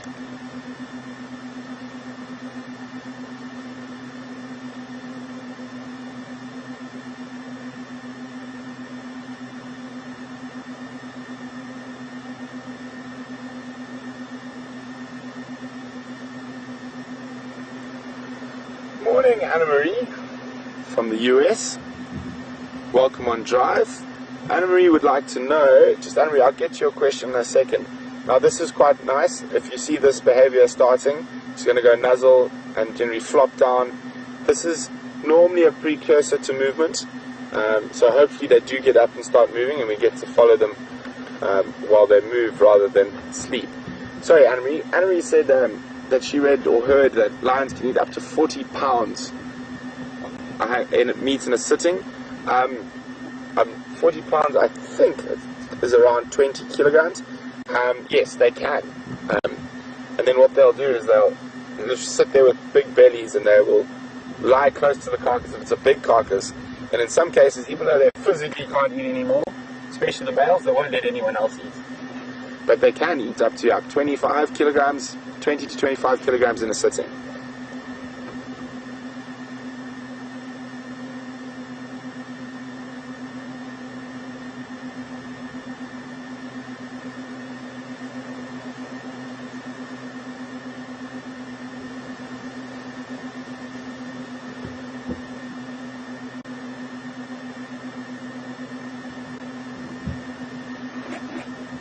Morning, Blair in Wellington. Blair is saying, if I worked at Londo's in the Southern Sands, I must know the Campan male leopard. Yes, I know him very, very well. He was my favorite male leopard while I was there, and also probably the leopard I've been the closest to on foot. While tracking him, I happened to come across him in a riverbed, and he was sitting eye level with me, and I actually didn't see him. I was looking at the tracks, and my tracker sort of looked up and started clicking his fingers at me and told me, Fuet, he said, brother, just don't move. And I looked up, and the Campan man was probably a meter at eye level with me, just looking at me. So yes, I know Campan very well. And then when I worked at Londo's, I just need to try work it out. A few years ago, I'm trying to remember, 2000, impressive.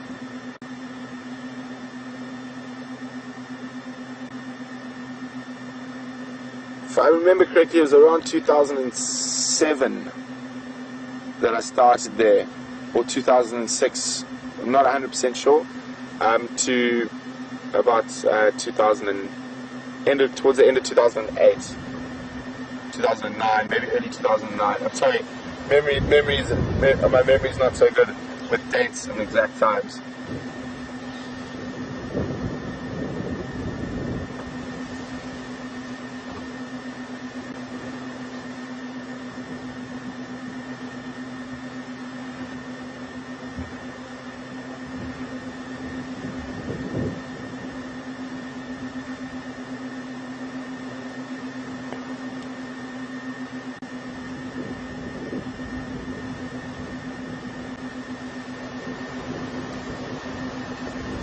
Good morning, Shanae. Welcome on Drive with some lazy lions. Shanae would like to know if there's any good books I can recommend on learning about wildlife in South Africa or Southern Africa.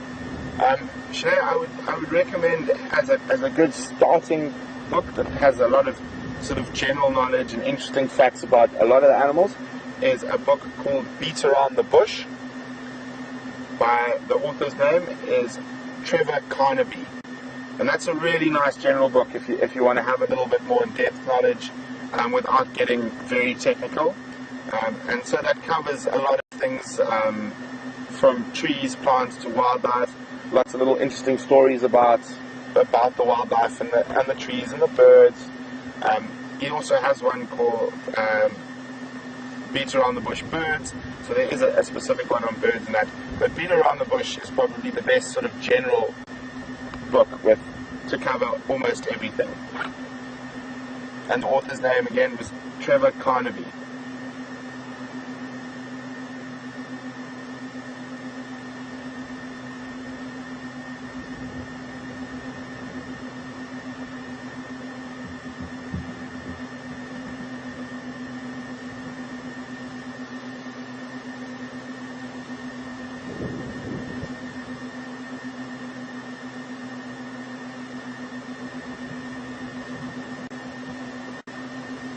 Well, it looks like they're duplas. I was hoping that they'd get up and stretch, start getting the others to get up and stretch, but not so much. I think the furthest the lions moved today is probably less than 2 feet since we've been here. Which probably means they did have quite a long night, and they've probably covered quite a bit of distance.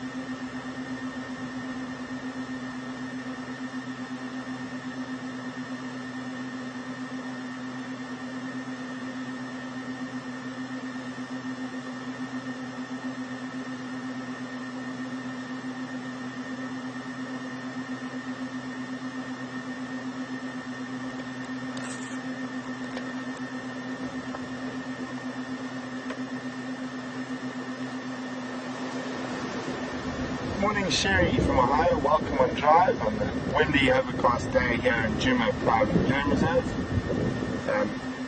Sherry would like to know what is the most valuable lesson I've learned in my time in the bush. I would say, Sherry, that's probably you must respect all animals. Never sort of get blasé or relaxed around them, because they don't have to do what the guidebooks and textbooks say they're going to do. They're wild animals. They can always do something completely different and completely out of character. So for me, it would definitely be to respect all animals and always be conscious that they are wild animals and that they might not do what they are supposed to do according to us. So after all, they can't read and write.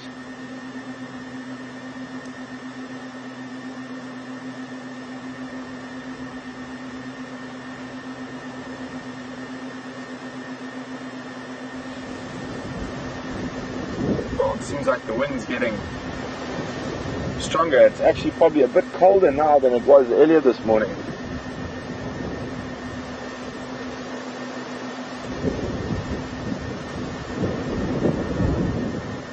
It's an interesting thought. I think with their sense of smell and hearing, well, the hearing's probably compromised with this wind, but with their sense of smell, the amount of smells coming into their nostrils and that their brain is processing, because the wind's gusting from all directions.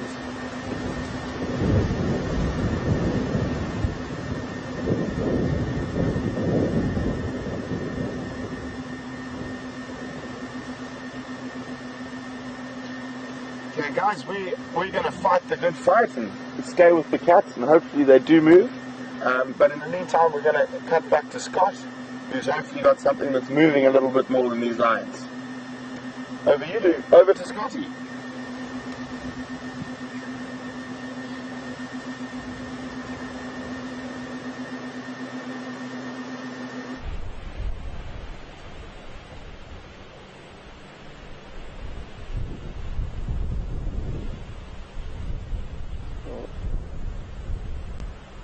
Welcome to a small troop of vervet monkeys. We can just see 4 at the moment, and the smallest and cutest of which is the one in shot now. It really is quite small considering the other babies around. It seems to possibly have been one of the later additions to the monkey population here in Djuma. And that's perfect for us, because that's when they're the most playful, when they're young and carefree.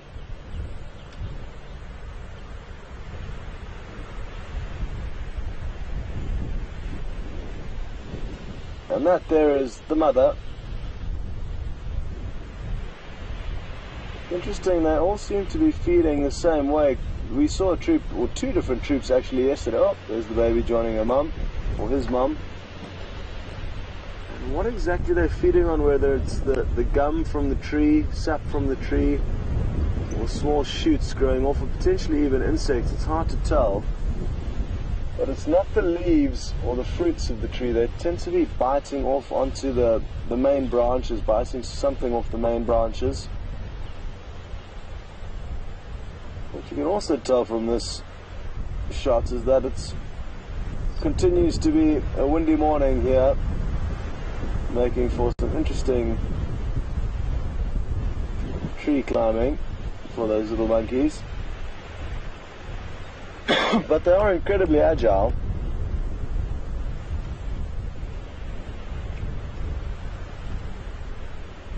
And that's the big male there.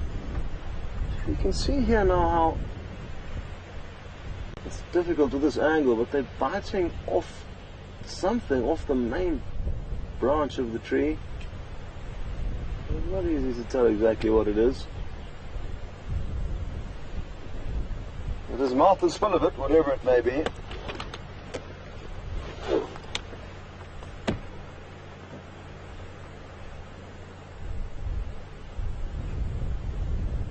I think it is indeed that they're feeding on the sap from the tree. Oh, hello, boy.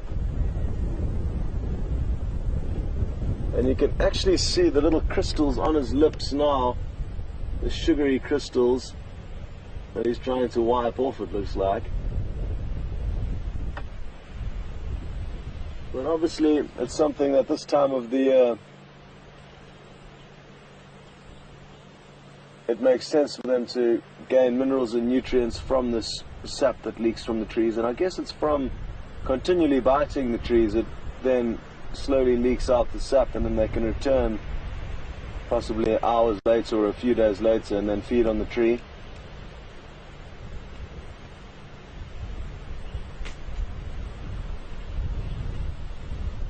Well, there we go. Now we've got a great shot of it. There you can see her. She's broken off a piece of sap and then she's got it in her mouth and she's chewing on it. Let's see if she manages to get another one. It crystallizes and forms a very solid, candy-like substance. And And that's what they're busy feeding on.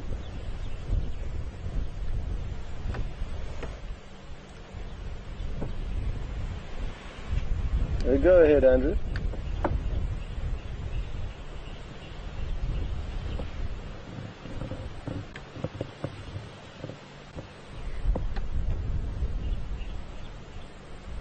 Jeffrey in Austin, Texas, has just asked whether the monkeys...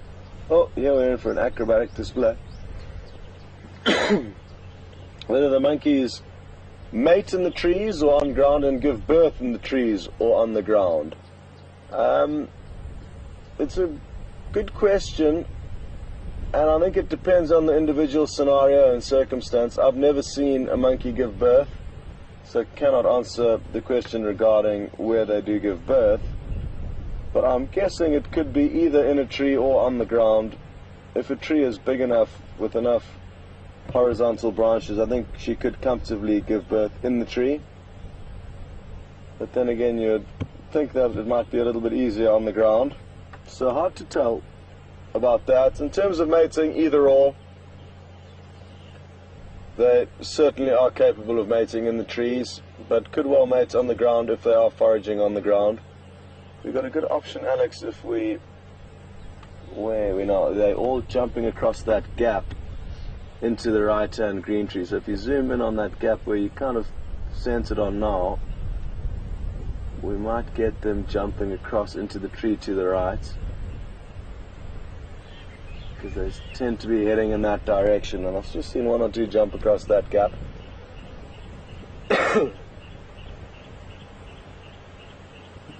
Oh, here goes another one, Alex, if you go further to the right. There we go. Let's see if it's going to spring off into the next bush, or if it's just going to build up the courage there.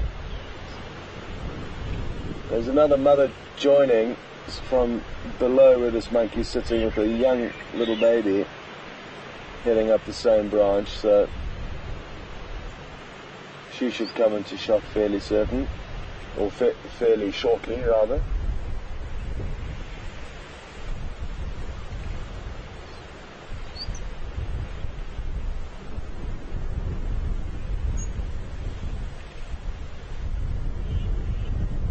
It's not often we get to view these vervet monkeys, so we consider us lucky to have had two different sightings of two different troops yesterday afternoon, along with this troop now.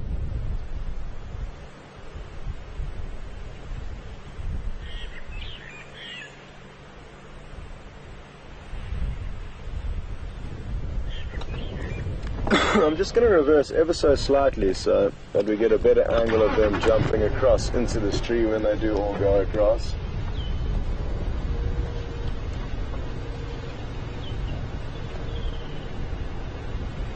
That should give you a better idea. Oh, and oh, there she goes. So not a huge gap, but a gap nonetheless, from about 6 meters up, so it's a fall that you wouldn't want to make from that height. Now, the monkey that Alex is trying to show now, you can see a little hand poking up saying, I'm also here, there's two of us. There's a little baby, very, very small, especially for this late in the season. And I think it could be a different baby to the small one we saw earlier. Here goes. Oh. Now what's going to be interesting is watching this mother and her little baby jump across that gap, because the baby does have to cling on for dear life as the mother propels herself. You can just see the little baby poking its head up now. This is going to be another interesting one, because this is a small one that's going to have to make a relatively big jump. Oh, not concerned.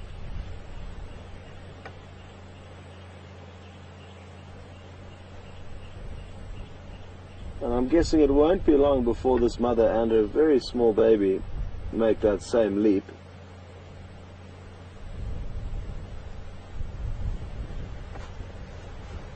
Go ahead.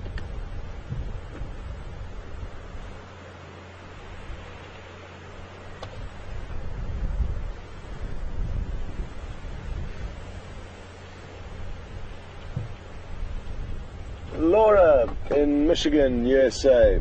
Good morning and welcome on board. You obviously weren't with us yesterday afternoon because I did cover this topic then. And Laura's basically asking if she was seeing correctly when she noticed the male vervet monkey's apparatus was bright blue, and they do indeed have a bright blue, baby blue scrotum, and you weren't imagining things, Laura.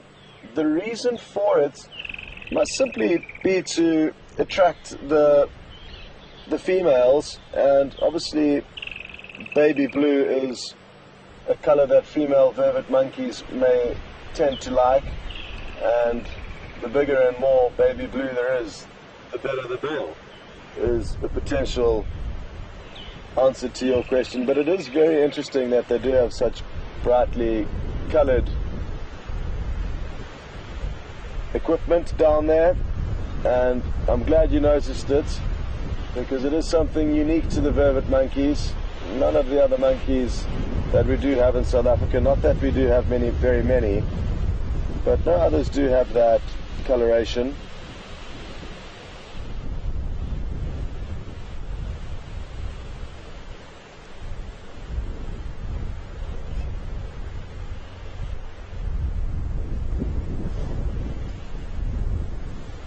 I'm hoping to get a few better views of this mother with her little baby, but hard to tell when she's going to get up, and there's a small chance that that little youngster is nursing now while she sits there.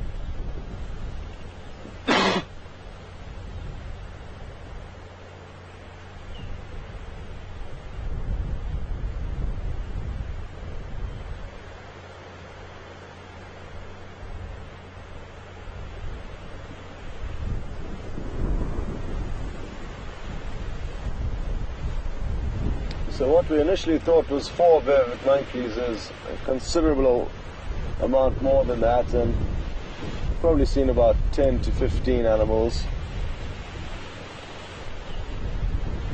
hopping about this tree.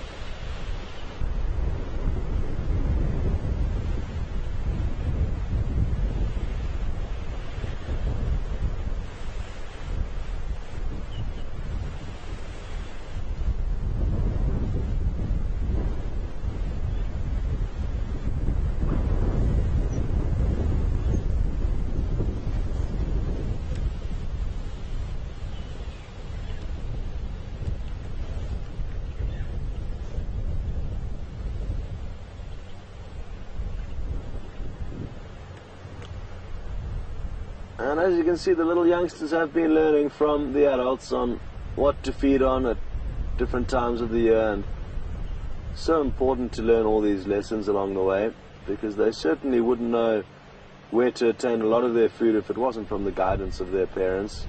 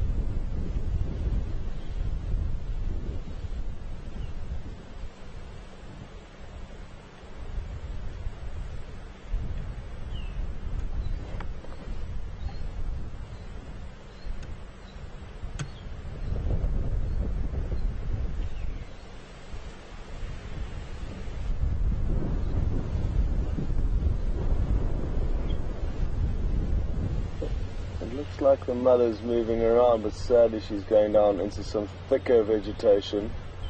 So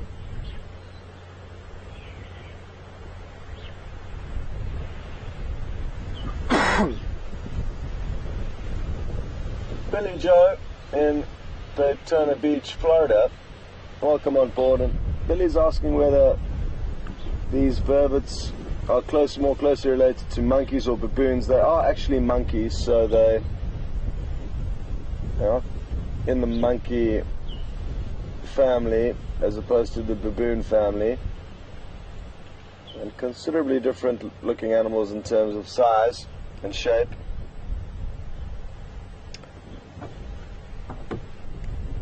So these are vervet monkeys would be their official name, and the baboons we get in this area are called excuse me, the Chacma baboon. C-H-A-C-M-A, Chacma. There's one last straggler who obviously hasn't eaten his full yet, but the rest of the troop is headed down the tree, and I'm sure this one's going to realize he's been stranded and scamper down fairly quickly before he gets left behind.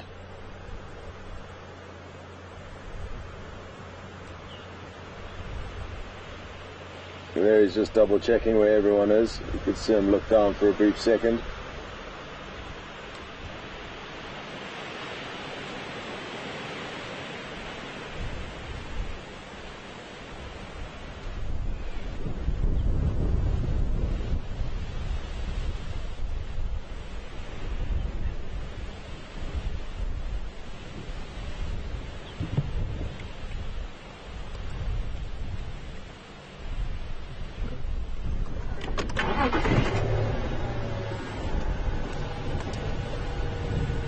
Okay, well, that is an enjoyable sighting, and there are such enjoyable animals to watch moving about.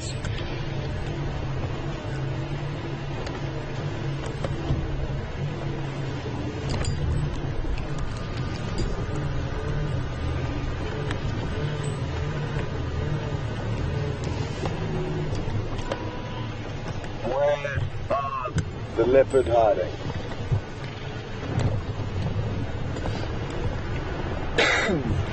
Okay. What to do next? Well, sadly, I was hoping to find some sign of leopard this morning and haven't even seen one individual track, which is a pity. But that's not to say we don't come around any one of these corners and have a leopard lying in the road.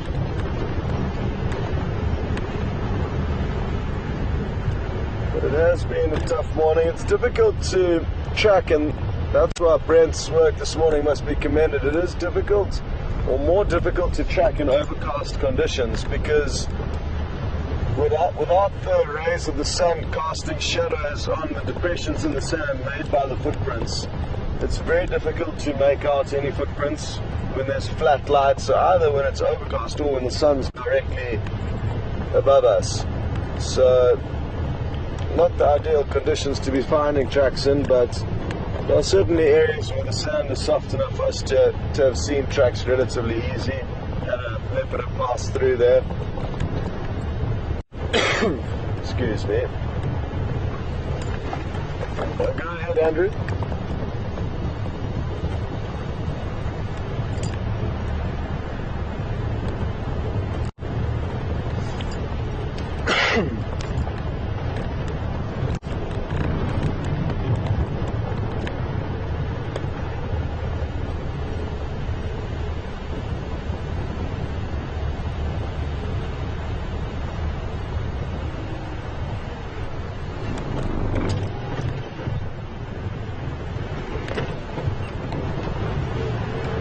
Negative next time.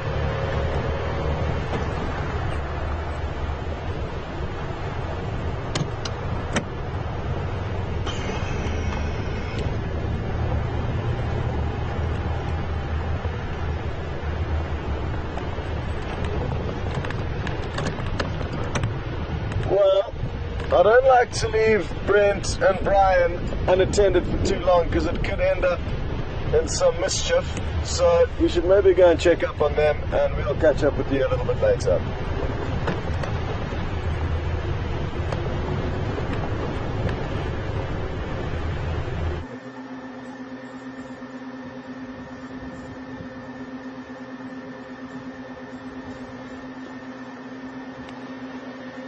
Welcome back, guys. As you can see, we're still waiting for the lions to do something.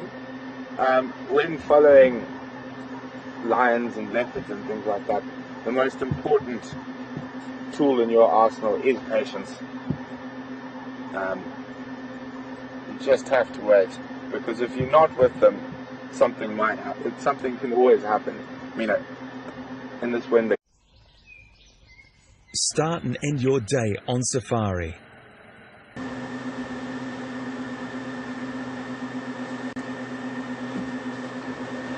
Welcome back, guys. Sorry, we had a bit of a technical difficulty, and it could possibly definitely be this high winds and overcast weather. But as you can see, we're still with the lions. Not much has changed. Can anyone tell me what has changed? If you just go wide for a second, Brian. So send your answers. What is different now from when you were last with us? And send your answers to hashtag Safari Live on Twitter and questions at WildEarthTV.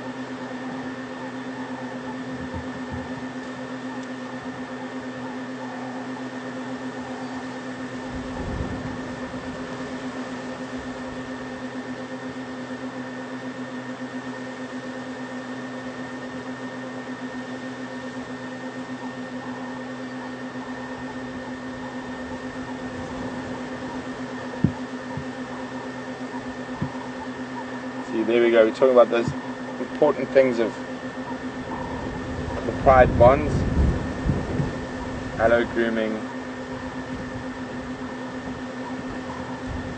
and you notice they quite often go for around the face first, which you would consider to be probably one of the more dangerous parts. It's to ensure that the trust remains between the different members of the pride.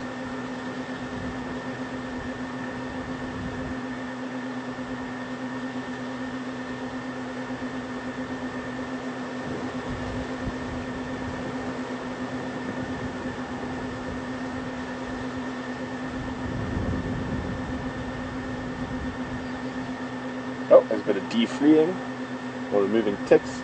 You can see that very small mouth movements, tick, tick, tick, tick. There we go, she's doing it again. And I'm sure you've seen your domestic pets do something similar.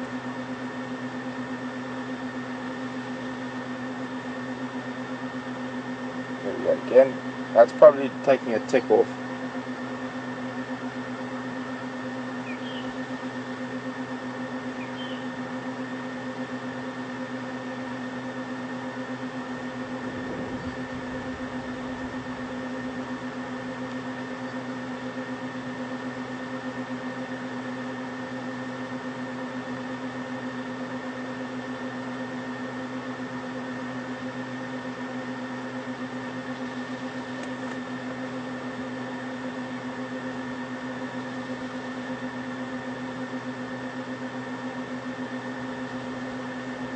They've caught us a few times this morning by the behavior sort of starting like they would like to move, but then they've just collapsed again.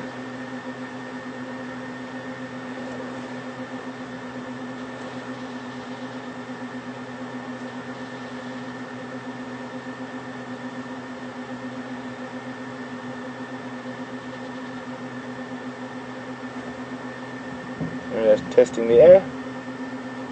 You see, the smell came in, just double check it.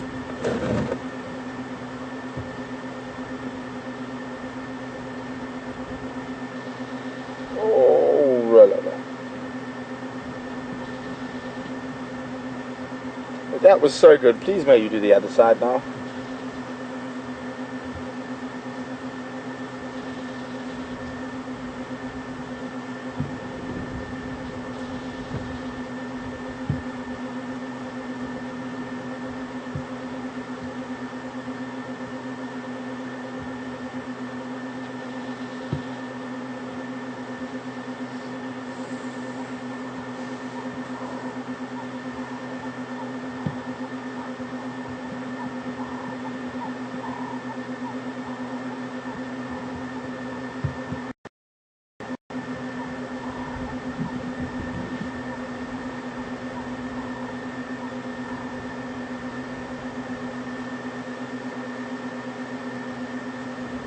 probably the most elongated grooming session we've seen so far. Definitely gone on for the longest, so hopefully we have our fingers crossed that it leads to some movement.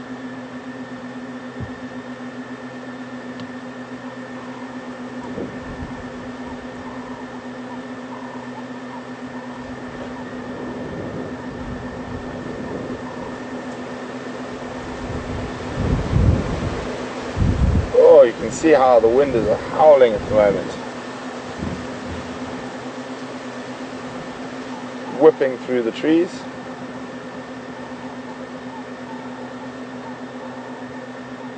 But as you can see, it's quite gusty. It's not a constant, and suddenly we just get really strong gusts of wind.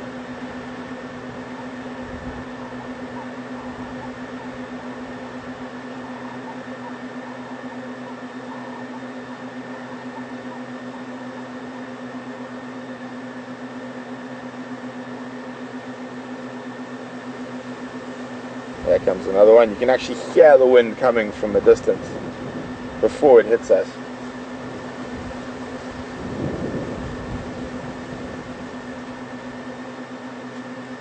I'm sure the lions are enjoying this cool weather.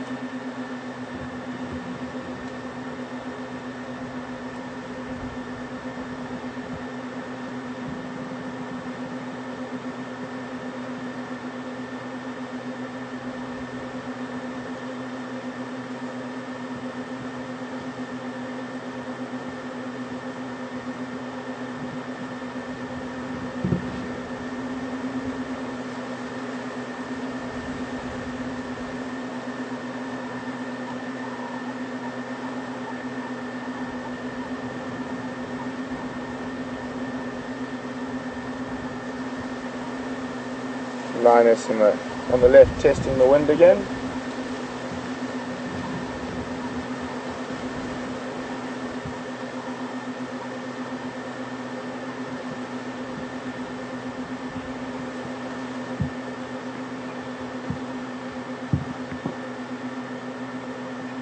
There we go. Removing the ticks from the ears.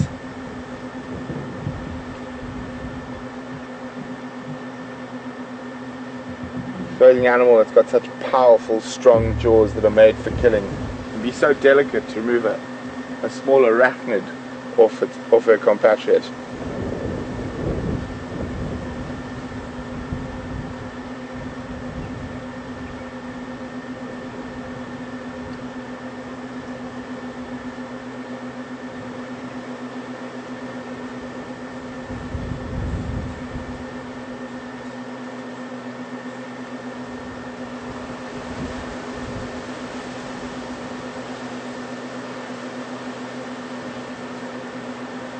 So she just keeps testing the air every now and then, just different smells coming in.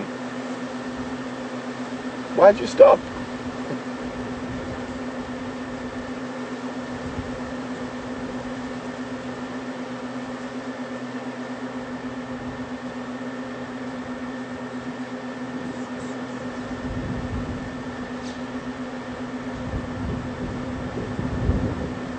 Oh, found another tick.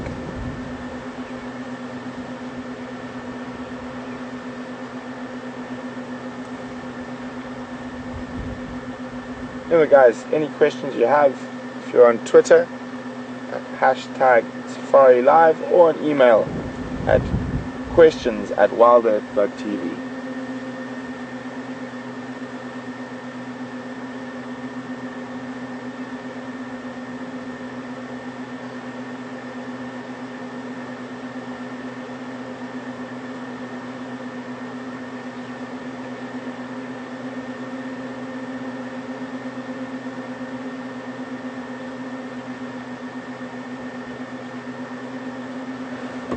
Good morning, Rick and Susie. Welcome on Drive with us this morning.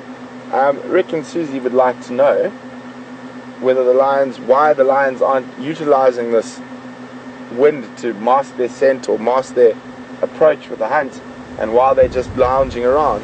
Well, unfortunately, Rick and Susie, they do use, or they have better success in this weather. But lions are quite lazy, and they do spend 20 of 24 hours on average sleeping. And also possibly they might have come quite a long way last night, and they might have had 1 or 2 or maybe even 3 unsuccessful hunts. So they need time to recharge so they don't get lactic acid buildup before they can sort of expend a big amount of energy again.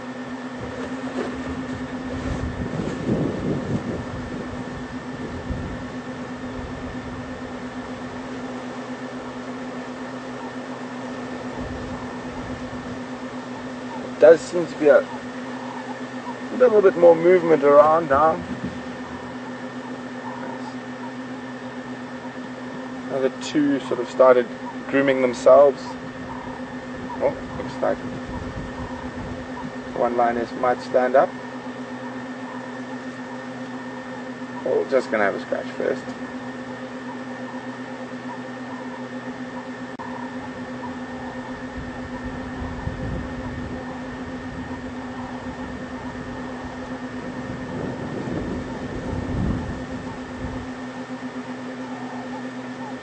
Good morning, Virginia from Kentucky. Welcome on Drive. Virginia would like to know if one of the lions gets TB or feline tuberculosis. Start and end your day on safari. It's passed on from the food they eat rather than from contact or between the different individual lions.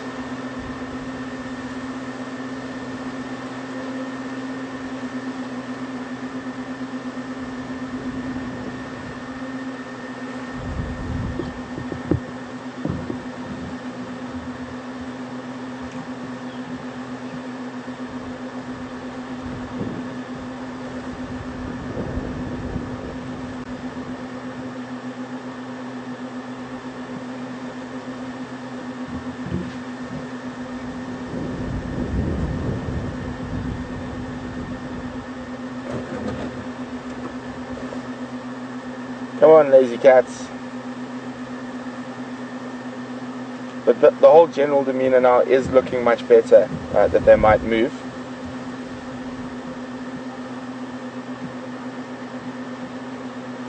Oh.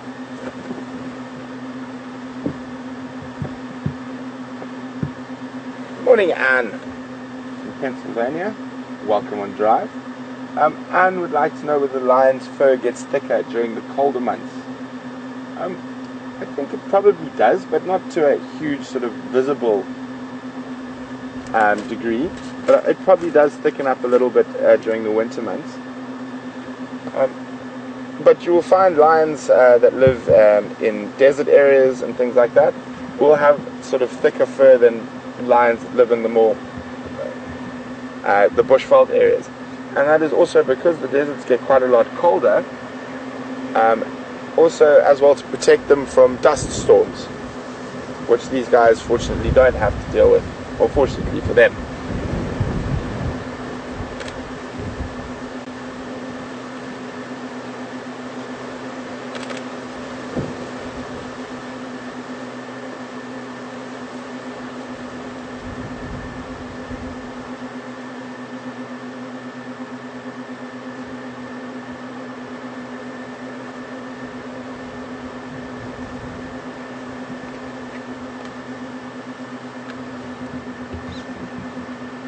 Oh, boom.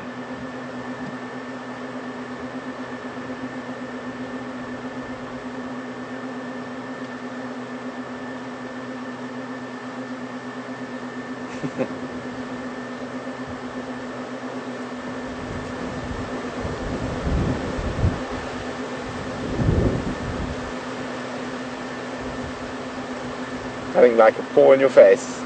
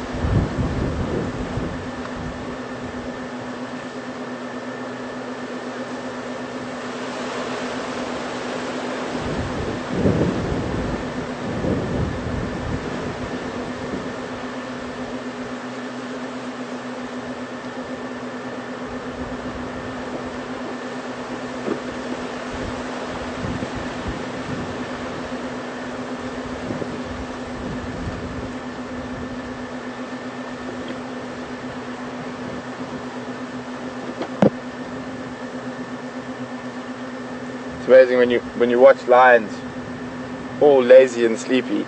They sort of have a slight effect on you as well. They sort of make you want to stretch and lie down.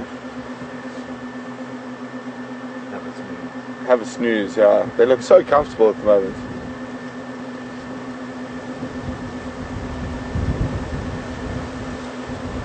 And also the weather, gusting wind.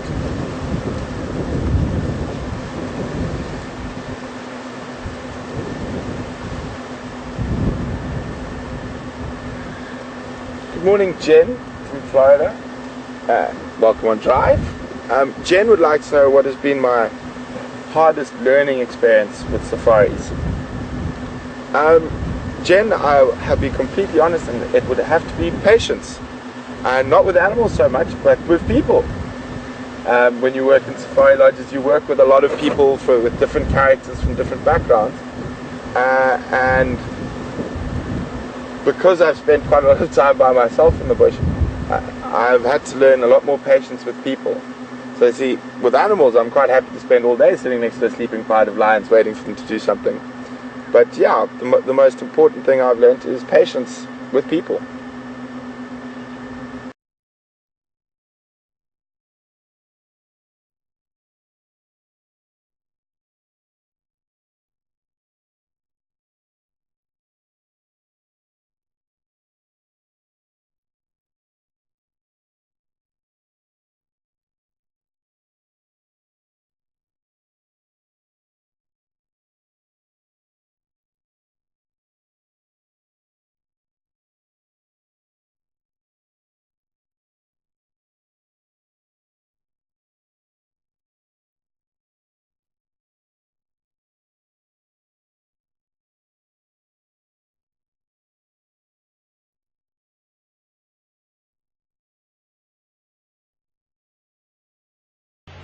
On the second attempt of visiting this hyena den site this morning, it appears the mother has returned and the cubs are out. It really would be interesting to know the exact dynamics of the two litters that we can see here. Basically, the two cubs on the left and middle of the shots are from the same litter, whereas the one on the right is slightly larger and in all likelihood from a different litter. So we're not exactly sure where that one's mother could be.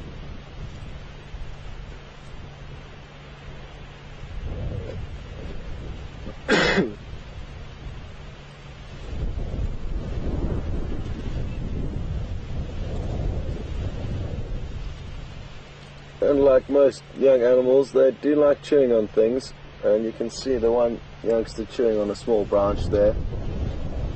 I'm sure those little teeth are razor sharp.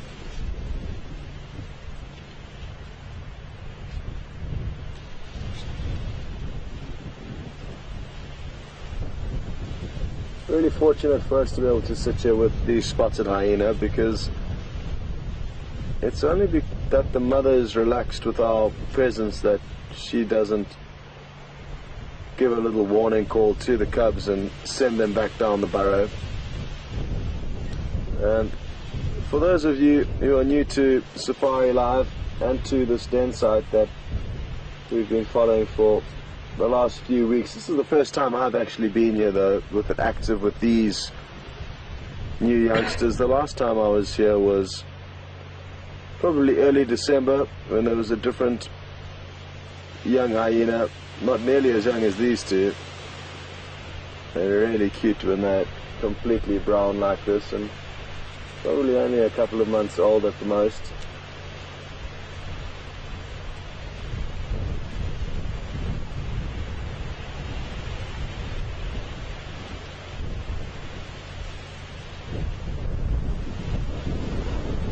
And by us sitting here now and spending time with these cubs, it will then just habituate them just like their mother has been habituated, and that helps us to be able to have such good sightings of these animals with very, very little interference of their or interruptions of their day. They're completely unperturbed by us at the moment.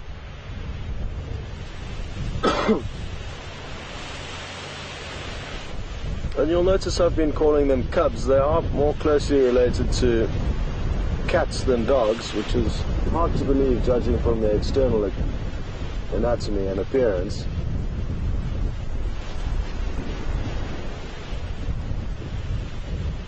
And isn't this cute seeing these two siblings fight over this little branch? They can fight quite seriously, young hyena, and are even known to completely outcompete one another to the point of death or starvation. There you got a great indication of how much bigger that other member is, that other little cub. You can see the little brown tufts starting to appear behind the ears, probably indicating that it's around 3 months of age, as a rough rule of thumb. They say when they do start to lighten in coloration, it's around the 3-month mark.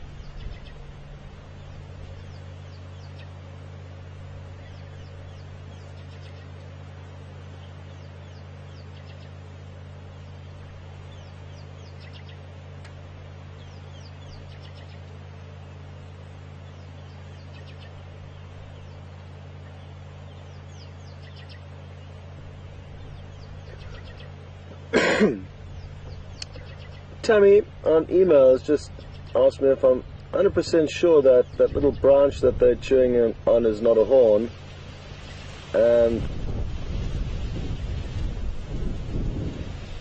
I'm just going to double check to make entirely certain.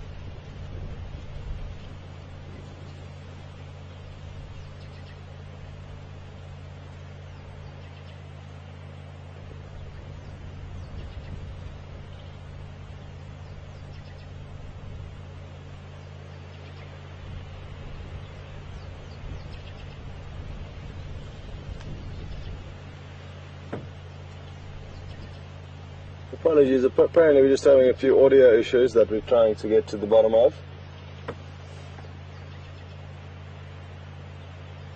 And I think Tammy is right, and that looks like an impala's horn.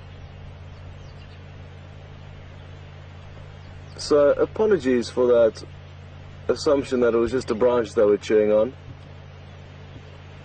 And it does look to be like an impala's horn. So well done for spotting that, Tammy, and thanks for correcting me.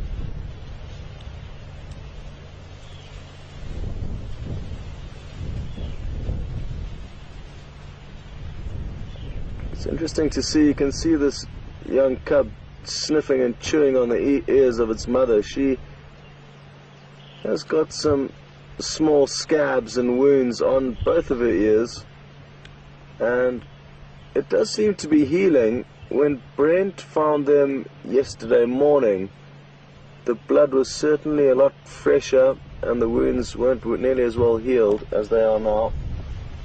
And look at this inquisitive little cub coming to investigate us. Good morning, you. They really can be bold, these youngsters, and again a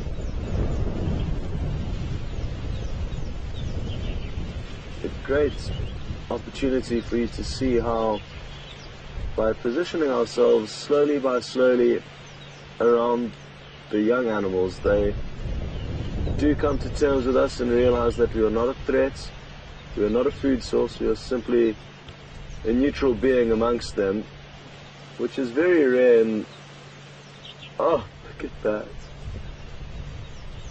which is very rare out here in nature.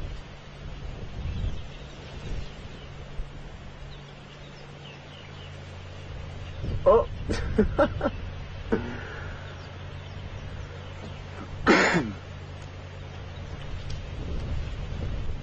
And it's moments like this that you can't help but wonder why hyena have got so much negative publicity. They really don't deserve it. They may not be, or the adults may not be as attractive as leopard or lion, but I think it's a lot of bad publicity, mainly from The Lion King, which was a movie that had a huge impact on people's thoughts on African animals. And I think after The Lion King, the hyena have been battling to recover, because they got painted in quite a bad light in that cartoon. But what must be said about hyena is yes, they do scavenge, but they can hunt for themselves when need be. And all of the predators out here scavenge. Leopard will steal from leopard, be it a male from a female or a big male from a small male. Lion will steal from leopard and cheetah. And leopard will steal from cheetah, so everyone will take whatever easy opportunities they can get. There's no kind of right or wrong out here. And see, whoever's biggest, strongest or bravest gets what they want. So it's not fair to bracket hyenas as simply scavengers that steal from all the other animals.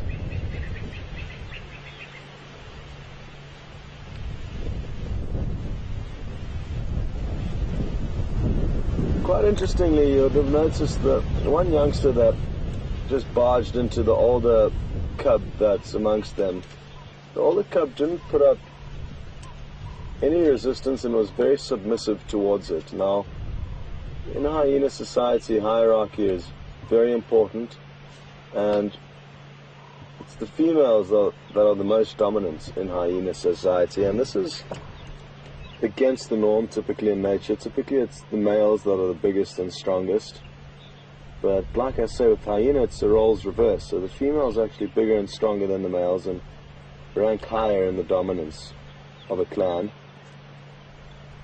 to the point that even the lowest ranking female would be ranked higher than the highest ranking male.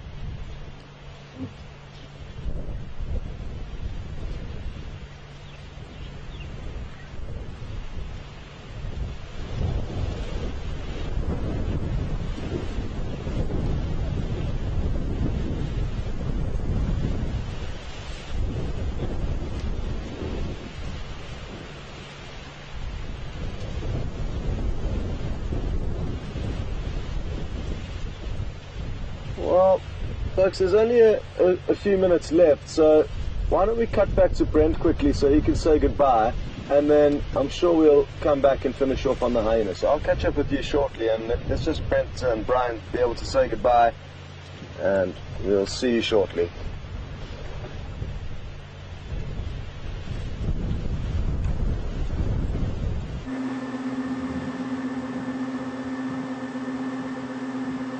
Okay guys, welcome back. As you can see, the lions have not moved barely an inch since we've been here. So what we're going to do is we're going to say goodbye and leave you with Scott and the hyenas, who are probably going to be far more entertaining than us and the lions. Well, the hyenas definitely, but we will definitely come back this afternoon and try follow up on the pride again. So thanks very much to everyone for joining us. It's been a great pleasure. Thanks for all the questions.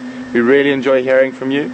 And from a windy, overcast Djuma Private Game Reserve in the Sabi Sands, have a wonderful rest of your evening or morning, wherever you might be. And our last little image we're going to give you is some very flat cats.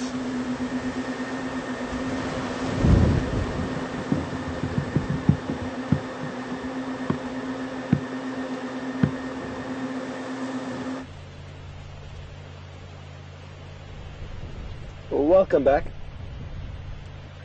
And these little cubs continue to play around.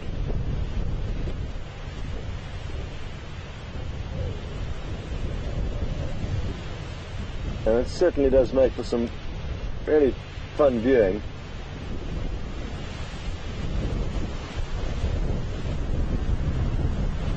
It'll be interesting to know where the hyena were denning in kind of a month and a half period, just over that, where we had no idea where they were. They weren't at this den site, and they weren't at another one that we know of, that they've just moved from to here, we think. Unless they've split up and the other den site's also active. Oh, tumbling down there. But we went for about a 2-month period with no hyena den sites, and with action like this, you can see why we were missing it, because they really are such awesome animals to watch, especially when there's youngsters.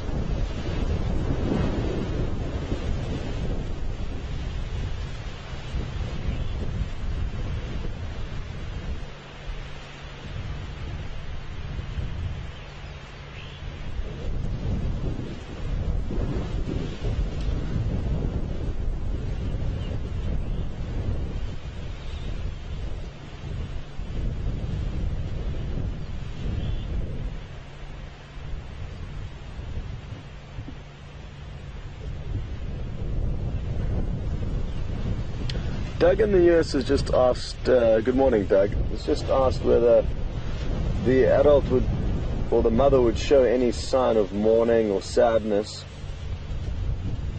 if and when one of the youngsters manages to outcompete or kill one of the other siblings. Excuse me, and to be honest, I've actually never seen a scenario close enough to monitor that with hyena. And I think a lot of the time in the Sabi Sands, as far as I'm aware, is that siblicide doesn't actually occur. And that's just my own theory from having watched a few den sites, because more often than not it's interesting how she urinates at the entrance to the den site and then stands in it on purpose. You can see her standing in it properly, but this will help when she walks around to leave her scent trail, and also to indicate to any other hyena that she's here and she's the boss. But no, Doug, I don't think they would show huge signs of mourning, but then again, I have no personal experience to go by on this.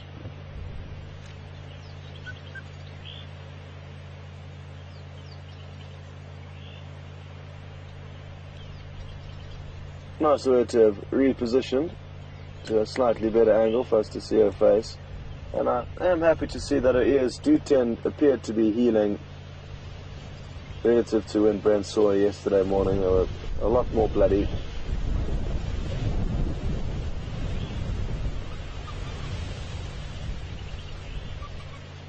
You can't help but wonder how exactly this scenario works, because from what I understand, this female will not allow the bigger cub to feed.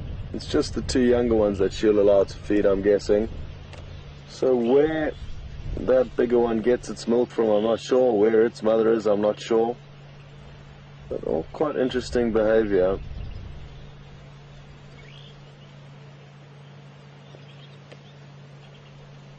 But I'm sure we will learn a lot over the coming weeks and days as to how exactly this hyena den site does operate and who's the mother of who.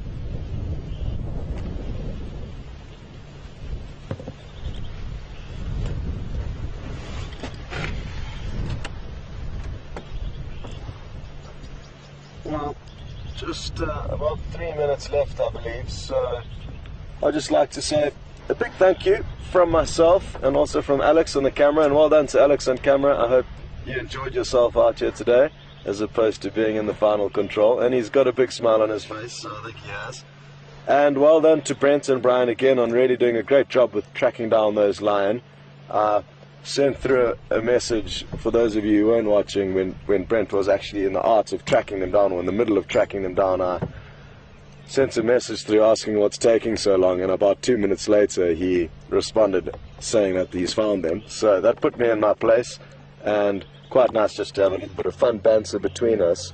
But a big thank you. It'll be Brent and Mark out this afternoon. I've got the afternoon off, so I'll be catching up with you again tomorrow morning.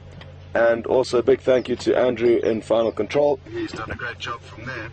And let's just finish watching and enjoying the last few moments that these hyena cubs and mother share with us.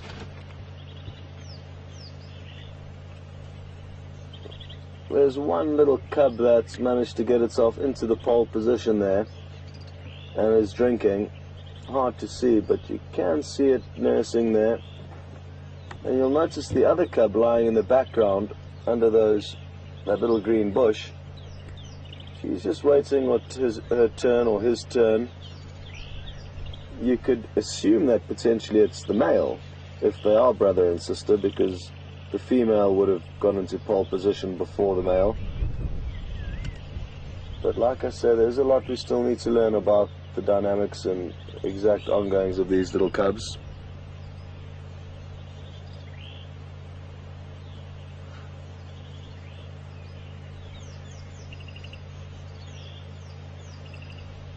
What is certainly evident though, and is something we don't need to learn, is that they are incredibly cute, and you cannot help but feel that way.